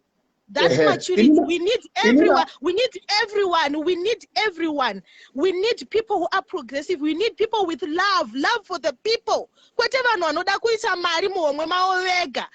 Zimbabwe is for all. The resources are for all, and hence everyone who supports that must come together so that we fight this enemy. The so-called current government, they are our enemies. Amai vangu musati maenda, amai vangu musati maenda. Ndiri kuona pane zviri kuseri kauko. Oh yeah, ndiri mushop. Okay, fine. So now ndiri kuti no mwana wenyu achauya achitora zvokunopa muzukuru time kuti watumirwa nagogo. No, ndinokuchagai after this achera. Thank you so much. Musaregedze muuye kushop. No, thank you, my brother. Thank you. All right. Oh, okay, fine. So let me do this to see if I can add someone. Love Ristonia is requested to be added. Let me check who also wants to be added here. The request, Nkosilati Francis Msiwa. Let me try to add my brother Nkosilati. So Amai, you can exit.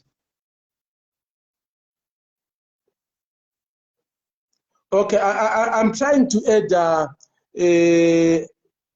Okay, Case Kuvea. Let me try to add Case to Kuvea to this conversation. Someone was saying my promise. My promise. Koinga vanamnanga go varungo promise one. Politician we say no promise, but the issue is varipo vasho vano keeper ere ma promises avo vakambo keeper ere ma promises avo, and varikuya vacho can they be trusted kuti vanogona kukeepa ma promises. Kana varipo vakakeepa ma promises, Zimbabweans will make a decision on that. If they didn't, then obviously also Zimbabweans will make a decision on that. And uyu anga requester ari kuramba kuuya, rega nditore mukoma Zenda TJ tinzwe kuti vanokwanisa here kutaura nesu panapapa. Okay, is Kuver. Yes. Hi, my brother. How are you?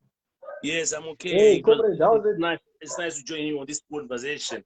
It's a pity that I didn't join earlier on before I started my meeting. But anyway, what I've appreciated is that you, as a leader of another party, you have seen it fit to join with other parties like CCC, where you have seen the vision, where it's going, and come up together with a strong team.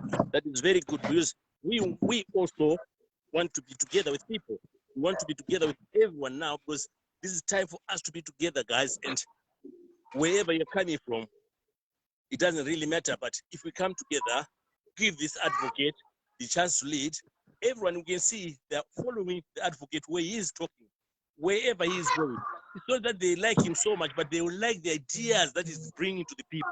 And if we enhance those ideas by supporting him and coming together with other ideas if we have some, that would be welcome. And Mr. Tsenengamu, thank you very much for your courage. Thank you so much, my brother. I appreciate. I think we are trying in our small ways to see if we can bring Zimbabweans together besides our political differences, because I believe that no single individual is a Superman and can do everything on their own. Obviously, leadership requires support. So some of us are ready to work with progressive Zimbabweans to make sure that we deliver a better Zimbabwe for ourselves and also for future generations. My brother, welcome to this conversation. Thank you, my brother. And I think this is my first opportunity ever to air out my grievances and my issues. And let me just say, right now I'm in Cape Town, South Africa. And when I come here, it was not that I had a choice. I didn't have a choice to come here to South Africa, but because of situations, I had to come here. And where I came from Masvingo in Chivi district, one of the ugly rural areas. And things are not well there. People, they are living in a political fear. You know, I'm thinking about, we're about 20 kilometers from Kilazi, whose residence. And it's very difficult to live in such situations. But I've been following you from day one, and I can see that your approach is not that different from the CCC's approach. You have got the same approach. The same approach is to liberate the people from all their fears, is to liberate the people from all their economic hardship that they are facing. But just, I have one question that I want to ask you, comrade. The question that I have is, for this past few days, I've been watching on your timeline that you've been sending about, Shoko taking over from ED and other things, and we are listening. We are actually trying to, every day I've been on my Twitter, I'm just thinking that maybe I will start to see maybe tanks like what happened during the 2017 November coup and all these things. We can't wait, but are we not going to make the same mistake? As comrade, we want you to explain, would you advise Zimbabweans to say, okay, guys, let Soko take over, let Soko ngapiwe majigs awo. Would you really advise Zimbabweans to put their hands on the deck, say, okay, guys, let's do this? Soko ngapiwe majigs awo. Is it really a proper idea, considering our history, considering where we are coming from, considering our mistake? Is it really a good move for Soko to take over or to be given majigs awo? That's my question, comrade. Thank you very much. Thank you so much, my dear brother. Let me respond to that. Soko vanonzi vakavimbiswa. From what we heard, what we have been hearing, and as far as I know, it's said that they had some gentleman's agreement. I'm not sure if it was written down. Kuti kana Shumba vakapinda for 5 years, Shoko vachazopinda for 5 years. Vachiti vongeta 5-5 madharauro vachi pass. But now paringoitawo makunga yekuti slogan yatakatanga iye muna October 2018 yekuti vamunangagwa vachangovhoterwa 3 months after vavhoterwa muna 2018 yekuti 2023 idife yakanga iri nhau yekuda kuvharira Soko panze handiti. So zvinenge zviri kukonzera ma-problems. So my fear, it's not that I've been saying Soko must take over Nyika or Soko must do what, but I think there must be a way to deal with these Zanu PF succession matters. Even I am an opposition member, because kufeila kwe Zanu PF to deal with their succession matters kunospila munyika yese. It is a matter of national security. That's why I'm pleading with Vamunangagwa na Soko to find common ground. Kuti Vamunangagwa ngavaite urongwa hwekuti Soko vazodyawo anonzi maputa avo or majigis avo. Some may say it's a conspiracy. Well, fair and fine. But I'm saying this, and I want Zimbabweans to remember this day. Kuti uya wataiti benzi Tsenengamu, musi wakati akazvireva. Handiti? So, handisi kuti soko ngavawe kunoita president wenyika, because the arrangement yakaitwa on the Zanu PF side. On the national side, vanhu vanovhotera munhu wavanoda. People who vote for a leader wavanoda. Not kuti soko vakatwa president weZanu, vakuya kunoita president wenyika. No, it doesn't work. It doesn't work like that. But my issue is that Zanu PF must be able to deal with his succession matters internally. The national succession issues will be dealt with at the national plebiscite. In 2023, Zimbabweans are going to vote and choose who they want to lead them, who is going to succeed President Mnangagwa. Obviously, I would not want a scenario yekuti chinhu chibvutwe zvakare, because pakabvutirwa vaNdabaningi Stole, he died a bitter man. Pakabvutirwa vaMugabe, he died a bitter man. And I don't think Mnangagwa must follow that, because whoever is also going to take it away or kubvuta from vaMnangagwa, na iye anozongobvutirwa, chinoguma chava chinhu zvekubvutirana.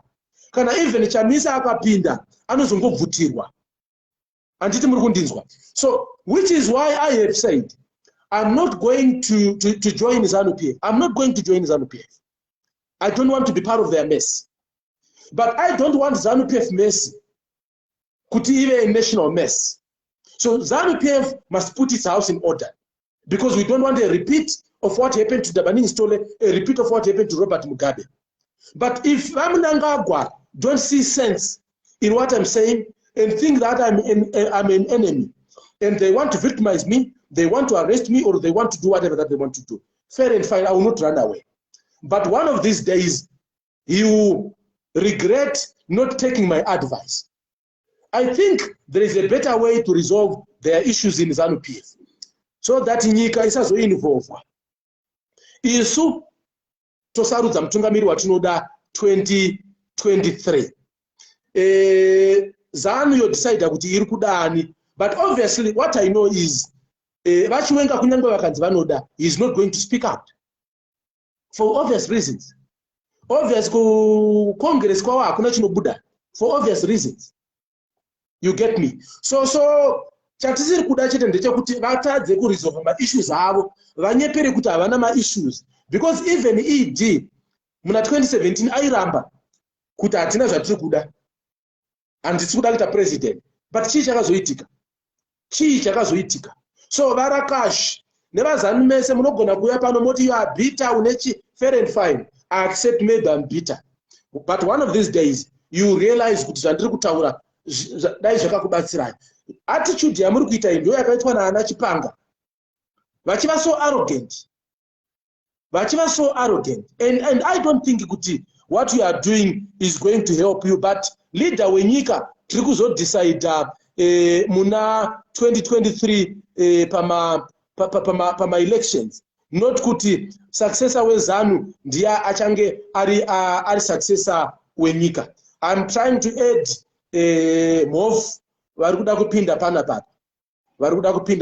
I'm trying to add him, but before he comes onto the space, na andiri kuti nini, I'm leader of the Front for Economic Emancipation in Zimbabwe. I'm the president of that party. It's a small party that we announced on the 31st of August 2021. We had our official launch on 6th of November 2021, and we had our inaugural convention where I was elected the president to lead that party for the next 36 months from December. And we have a team that is working on establishing our party. We have our national executive of the youth, of the women, and the National Revolutionary Council. We have our provinces. We are putting in place our constituencies and ward structures.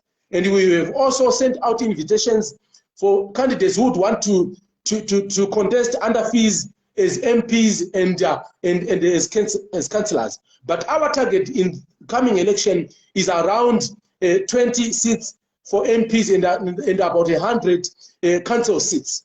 and we are going to build our movement from there, because we believe that Zimbabwe requires a formidable third force. It requires a voice in parliament, a voice that speaks on behalf of the people.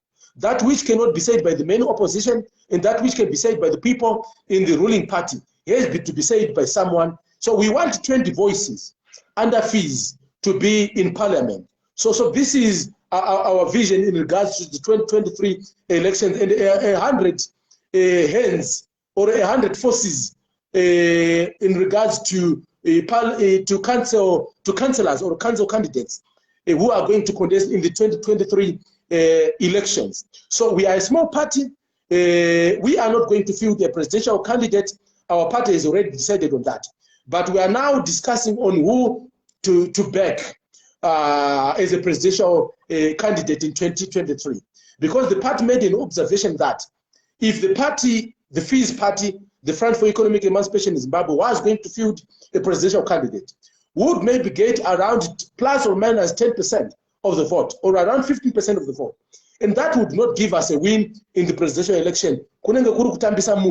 But we also thought that if we are not going to be in agreement with certain parties, opposition parties, so that we find common ground, we may choose to field a candidate. The party may have to choose a candidate who could be me or who could be someone else. Because I said, for me, it's not about me being a president. It's about achieving what we want to achieve for Zimbabweans and generations to come collectively. And maybe get that 10% or 15%, and then maybe use that 10% or 15% to cause the main political parties in all Zimbabweans to come together so that we build a Zimbabwe that is good for everyone. So I believe that if Zimbabweans agree, if we come together and support each other, the FEES party can have the EFF effect in Zimbabwe. We are not yet as big as EFF. We admire them. They've done excellently well. They've built a brand from zero to where they are. The commander-in-chief, CIC Malema, and his EFF team, they've become a voice of reason in South Africa. And I believe that if we get the correct team, if I get the correct team to work with under the banner FEES, we can also be that big, the game changers, and make sure that we push the agenda, not just to get power, but to get things done by either Chamisa or the Zanu PF candidate or whoever, be it Vakasukwere or whoever, Vankosana Moyo, who is going to be the president in 2023. So that's the position. Sekuru mofu ndino kugashirai. Magadiko temas. Ndripo sekuru wangu vari sei gogo. Gogo vari right wena. Munovaudza kuti inini musara pamudzimai ndiripo, inini sekuru handidi kuita musara pavana. Aiwa azviiteka izvozvo ndakakutorerwa wanga wakutorerwa nachikona mombe Venon Muringana ati unomuziva. Tinogadzirisa sekuru. What do you have to say? I just want to say I've been listening to what you have been saying about the Zimbabweans coming together. It's a very good initiative, because kana tikati mumwe nemumwe political party kana kuti let's say CCC yongorova yakadaro, FEES yorova iri kwayo, MDC yorova iri kwayo, ukuko vameno vamwe vanenge variko, pane vamwe vanenge vachinzi vari kuseedzeswa neZanu PF, but it doesn't matter. But we need to have a common ground yekuti kana if we come together, because unity is something that is lacking now. For Zanu PF to do what it's doing now, it's because hatina kubatana. Vanhu vese vakabatana muZimbabwe, including mayouth eZanu PF nemayouth eCCC, tikabatana and we say no to whatever they are doing, they will stop. But the problem is, hatina kubatana. Pane vamwe vanobuda vachisapota looting, koya vamwe vanobuda vasingazvisapoti. Pamwe kusanzwisana, vanhu havaoni musi mumwe chete. But as for me, nyaya yamataura yaanatagwirei and stuff like that, I understand nyaya yematenders kuti inofamba sei. Unoziva kuti kana matenders achaawardwa kuvanhu, no matter kuti iwo nemari yakaita sei, That's how it was happening even nguva yerudhizha. Kune makampani aiva akaita saana Baufabit ndo yakaisa inonzi electricity murailway yekuZimbabwe, tambo dzemagetsi dziya nechichi. Saka ndo vakaisa.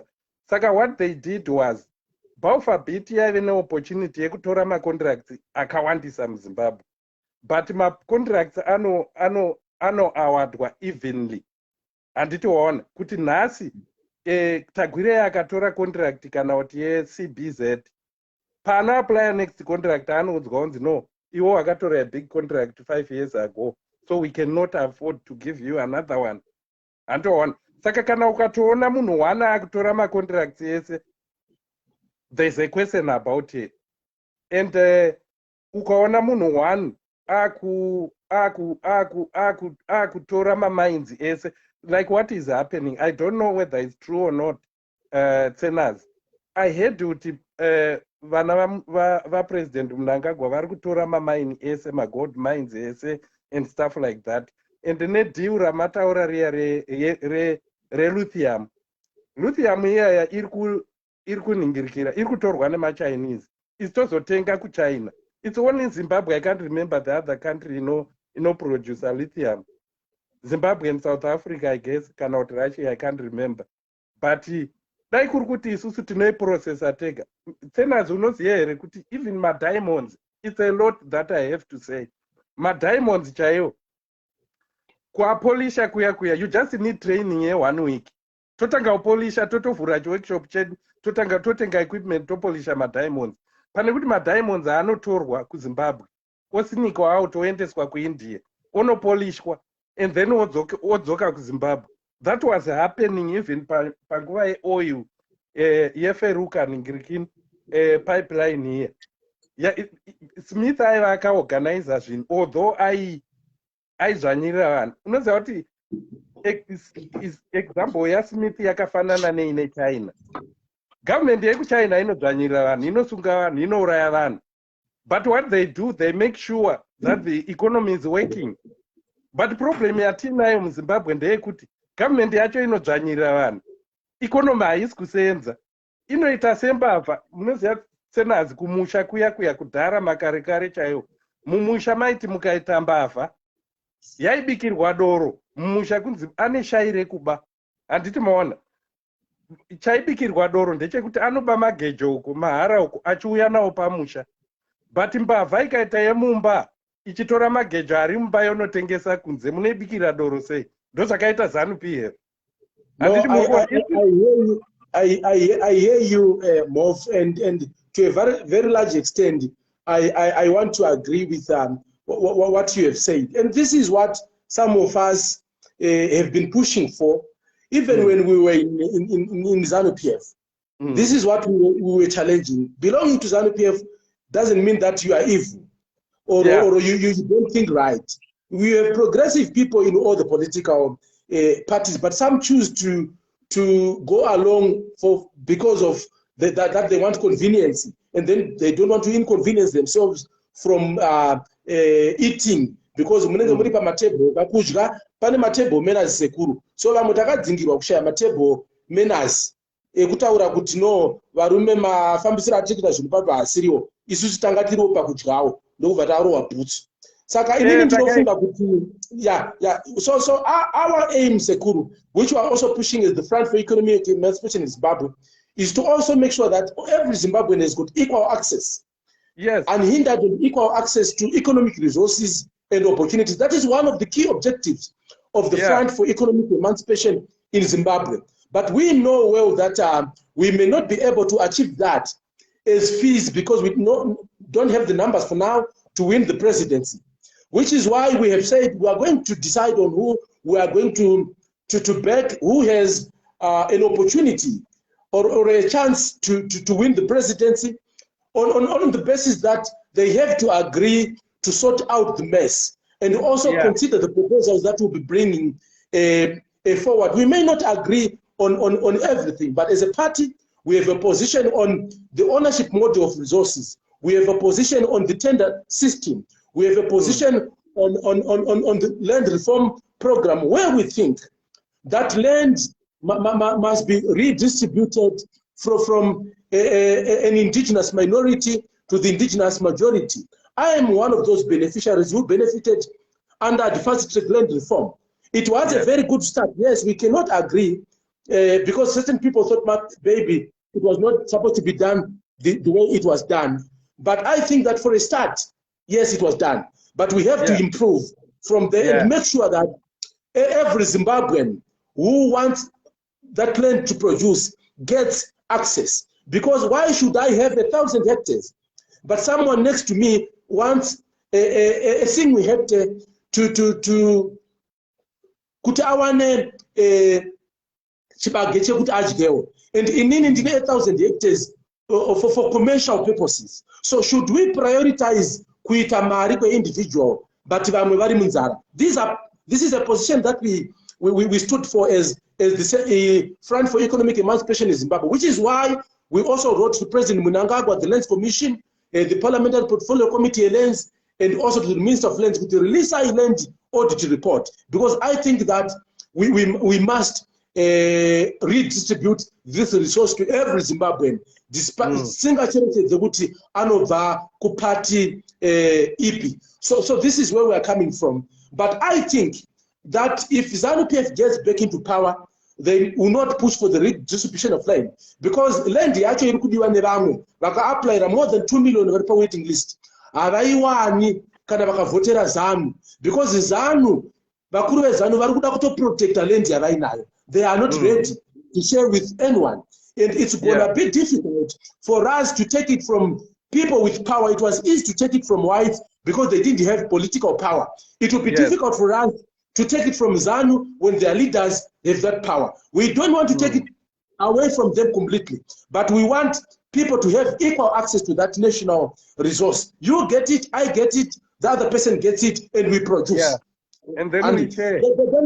So it is the view of the party that I represent, the FEES, the Front for Economic Emancipation in Zimbabwe, that even if a political party, let's say Triple C comes in and wins power, what guaranteed we have that they are going to redistribute land equitably? Because we may have a problem that some people may say, "Vezanu mangamine land for these past years, because when my emotions over the treatment that they got."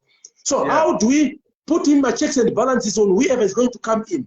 Vachamisa must be ready and committed, or whoever is going to be the president must be ready to come up with a Team Zimbabwe, or a government of national unity, or some inclusive government of some sort, so that you take all the people on board, so that you hear also the brilliant ideas that also other people have, and you try to bring Zimbabweans together. That's what we think must happen that's a good, going forward.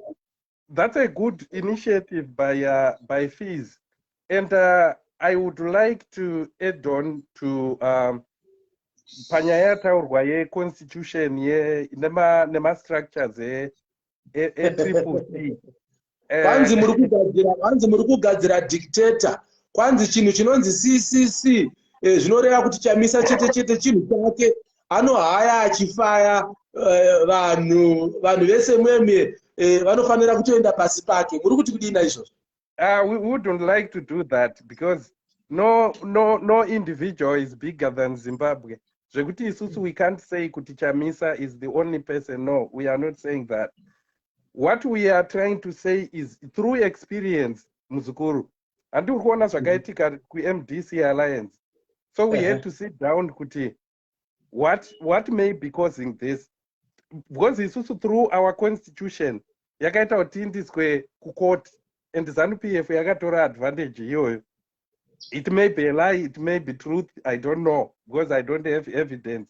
But the truth on the ground is Monzora aisupportwa ne government kuitira kuti aite take over MDC. Saka izvozvo zvakaitwa through constitution, izvozvo zvakaitwa through ma structures, izvozvo zvakaitwa through vanhu vanenge vachirepresenta MDC Alliance, vanenge vari targeted ne government. Saka sezvazviri zvino zvakangofanana neFEES, the only person wavanogona kuti vanosunga ndimi muzukuru. Ndizvo. Vanhu vese vaya vari paground, because you appear as if you are the voice of fees. Saka vese vari paground vaya mastructures aya hapana vavanonyanya kuziva, hapana vavanoti takunotageta uyu, tikanotageta munhu ari kumashonaland west fees inobva yaparara. But during the time yemastructures vaiziva kuti who is active, who is not. But here zvino it's a citizen thing, it's a citizen coalition thing, so everyone is welcome. Even achamisa vakataura initiative yenyu semumwe mutaura angotaura iri kuindirana neinitiative yetriple C, because triple C vachamisa vari kuti everyone is welcome. Isi takamboramba, hati unoona kuti pakamboenda madam Kupe paya takatati hatidi kuvaona. President Chamisa vakati no, you can't do that, you don't own it, it's for citizens. If anyone wants to come and join and campaign for everyone, that's fine. Iwo hauna right yekuti mumwe munhu. Marights iwaya aibva kuma-structures ekudzinga vanhu nekuvharira vanhu kunze nekuita sei, nekuti tisu chete tinokwanisa kuita sei. Vamwe vanhu vaive nesei yekuti takabva MDC kubva ichifomwa.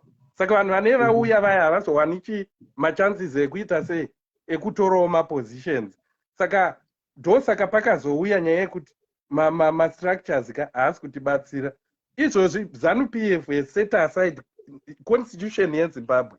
Ukaona maitiro avari kuita anosungisa, but just because ivo havasi kuteera constitution and then they lectures kuti imi munofanira kuteera constitution. Munhu wana ari kuteera constitution ndiani? Hapana. Pane imwe one nyaya yanda ndichida nditaure comrade tenants yandogara ndichiita ina. Ndiri kuona initiative yayo yaitwa nana Johanna Mamombe yemasports nemayouth eZanu and stuff like that. People were not agreeing, but I was in support. Why? Because ndo panotangira unity ipapo, ndo panotangira kuti tikajairana nevanhu veZanu. Ndikamuona ari apo hakwanisi kusvikondiponda ini kana wandirova, anotogona kuti aiwa muchinda uyu musiyei. Tofanira kuita nyika yekuti ndikaona munhu weZanu achirohwa ndiri wetriple C ndotopindira kuti aiwa mana muri kumuroverei. Antoona that's what he should be, kwete kuti tinoti hativharirane uku. Otherwise tikadai tichitoita madebates nevanhu veZanu nemayouth eZanu, totoita day rekuti vakomana we are having a debate. Kana isusu monzwawo kuti we are not just criticizing President Mnangagwa, zvatiri kukriticize ndezvakati nezvakati 1 2 3 4 imunoti inazvo. Antoona, and then we discuss about issues kana tisingawirirani, but pane vamwe 10 vanotodzwawo kuti iwo uri kutaura kuti chii. No, thank you so much, amai angu ndokutendai mof for coming on board. Hanzvadzi yenyu yambenge iri pato tete Brenda Manyuma ndiye munhu wandoda outside today, ndiye mumwe munhu wandai associate naye, and people will get victimized. No, why are you talking to Tsenengamu? Why are you doing this? Why are you talking? Because we've had liners across the political divide who think that everything must be confined to a political party. It's not. We are Zimbabweans first before we belong to a political party. Saka no sekuru ndinokutendai regai muchimbo wana nguva na ambuya ndione kuti ndiani mumwe anouya pana papa. Ndaona vanhu vamwe vanga vari kundituka vachiti you are a fool. Well, fair and fine. I will accept that. Maybe I'm a fool, like what you have just said, that maybe I'm a fool. I will not say I'm not. Maybe you have a reason, but all I'm saying is we must try to find each other so that Zimbabwe gets the service from all of us, and we build the Zimbabwe that we all want. It is a very good afternoon, my brother. It is my first time to interact with you, and hoping that I'm going to enjoy this conversation with you. Oh, thank you. It's evening for me, or it's early morning, and thank you for thank you for aiding me. Where are you, my brother? Where are you, my brother? Some other parts of the world. Tongotanga nekuti izvo maybe chizana achina kunyatso kupera mauri, because ndikuona kuti unenge uri kufamba neropa ramai wako chete. because ndengorungoedhavaira chete ndambokuisira sejoke pazasapa. No, But anyway, but ndazokukanda imkoma. Ndiri muherawoka futi handiti kana wangoisa pavhashawa pachipinda shawa. All right, so good. Anyway, yeah, thank you so much. I joined like this press yawaita maybe akunopera, but I also want to respect the perspective that you are taking and the initiative that you are bringing in. Having been with your experience of having been in Zanu PF, rose through their ranks and worked in their structures in the institution. When you are speaking, I think maybe you speak to things that you have experienced and to things that you have practiced. So hausiri kungotaura zvinhu zviri theory, but you are talking zvinhu that you practiced and that you actually like lived. So in Nangu, the issue that I want to ask you is kuti on your strategy, kuti you wanna join with the president for the CCC. Is it because you are looking at the numbers that he garnered in the last elections? Because my analysis is there are other capable leaders that I see in that are available. We have the likes of Dr. Moyo, we have the likes of Dr. Shumba, and a whole host of other leaders. Have you like considered it that maybe you bring in all those leaders and maybe you have a caucus, and from that caucus maybe you guys and also with the input of us other people, then maybe we come up with a best suitable candidate that we can put before the people to stand as the person that can take the presidency. Because I have my reservations, especially for Nelson Chamisa, despite that I know that he has the numbers that he garnered in the previous election, but I don't think he is the best suitable candidate for us to present as to be the president for Zimbabwe. We have better candidates that we can present if we are to work with the people that are in the CC and the other political parties, and if we are to be honest to ourselves as Zimbabweans, what we really want. I am returning like I'm getting close to 50. I have children that I also want to leave a better Zimbabwe for. When I consider the future for Zimbabwe and we consider what we are seeing in terms of the looting that is going on in terms of our resources and the things that we already see that is wrong in Zimbabwe, my thinking is it's not time that we run with partisan politics for Zimbabwe, but we need to come together as Zimbabwean citizens. Then we come up with a leadership that is for Zimbabwe, that is accountable to Zimbabweans, that can take Zimbabwe from where we are, which is in the doldrums, and get us to where maybe we will start to begin to revive Zimbabwe and leave it in a better space, especially for the generations that are coming, which is the generations of my kids. Because there is a generation that we have already lost, that I don't know how we are going to deal and help them, rehabilitate them after when we have maybe taken back our country from these hooligans and these people that have taken over our liberty and just looted the country. That's my thinking. Oh, okay. No, thank you so much, Sekuru. I appreciate your point and where you are coming from. And I think as regards to that decision, the party will make a decision. That's not for me as an individual to decide who's gonna be our candidate in 2023. Since we are considering the fact that we have to come together as opposition political parties, it's a fact though that Advocate Chamisa is the most popular opposition leader. Currently, he has the numbers, yes, but I also believe that a leader is as good as his team and those whom he works with.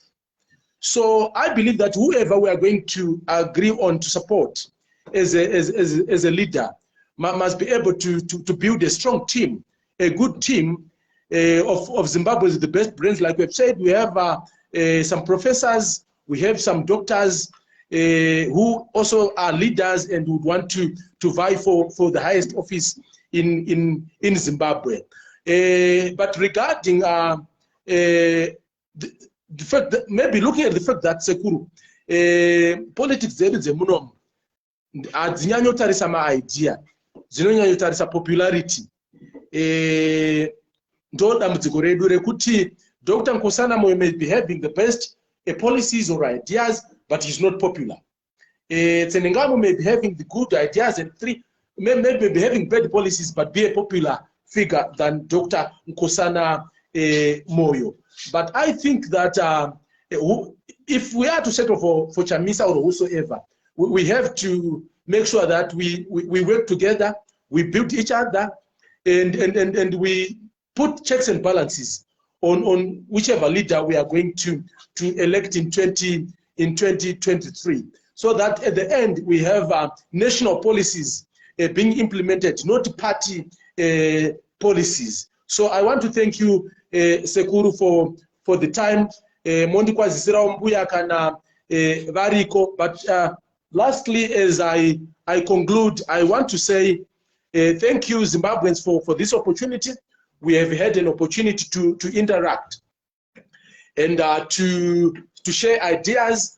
I have opened up to all of you on what I think and what my party stands for.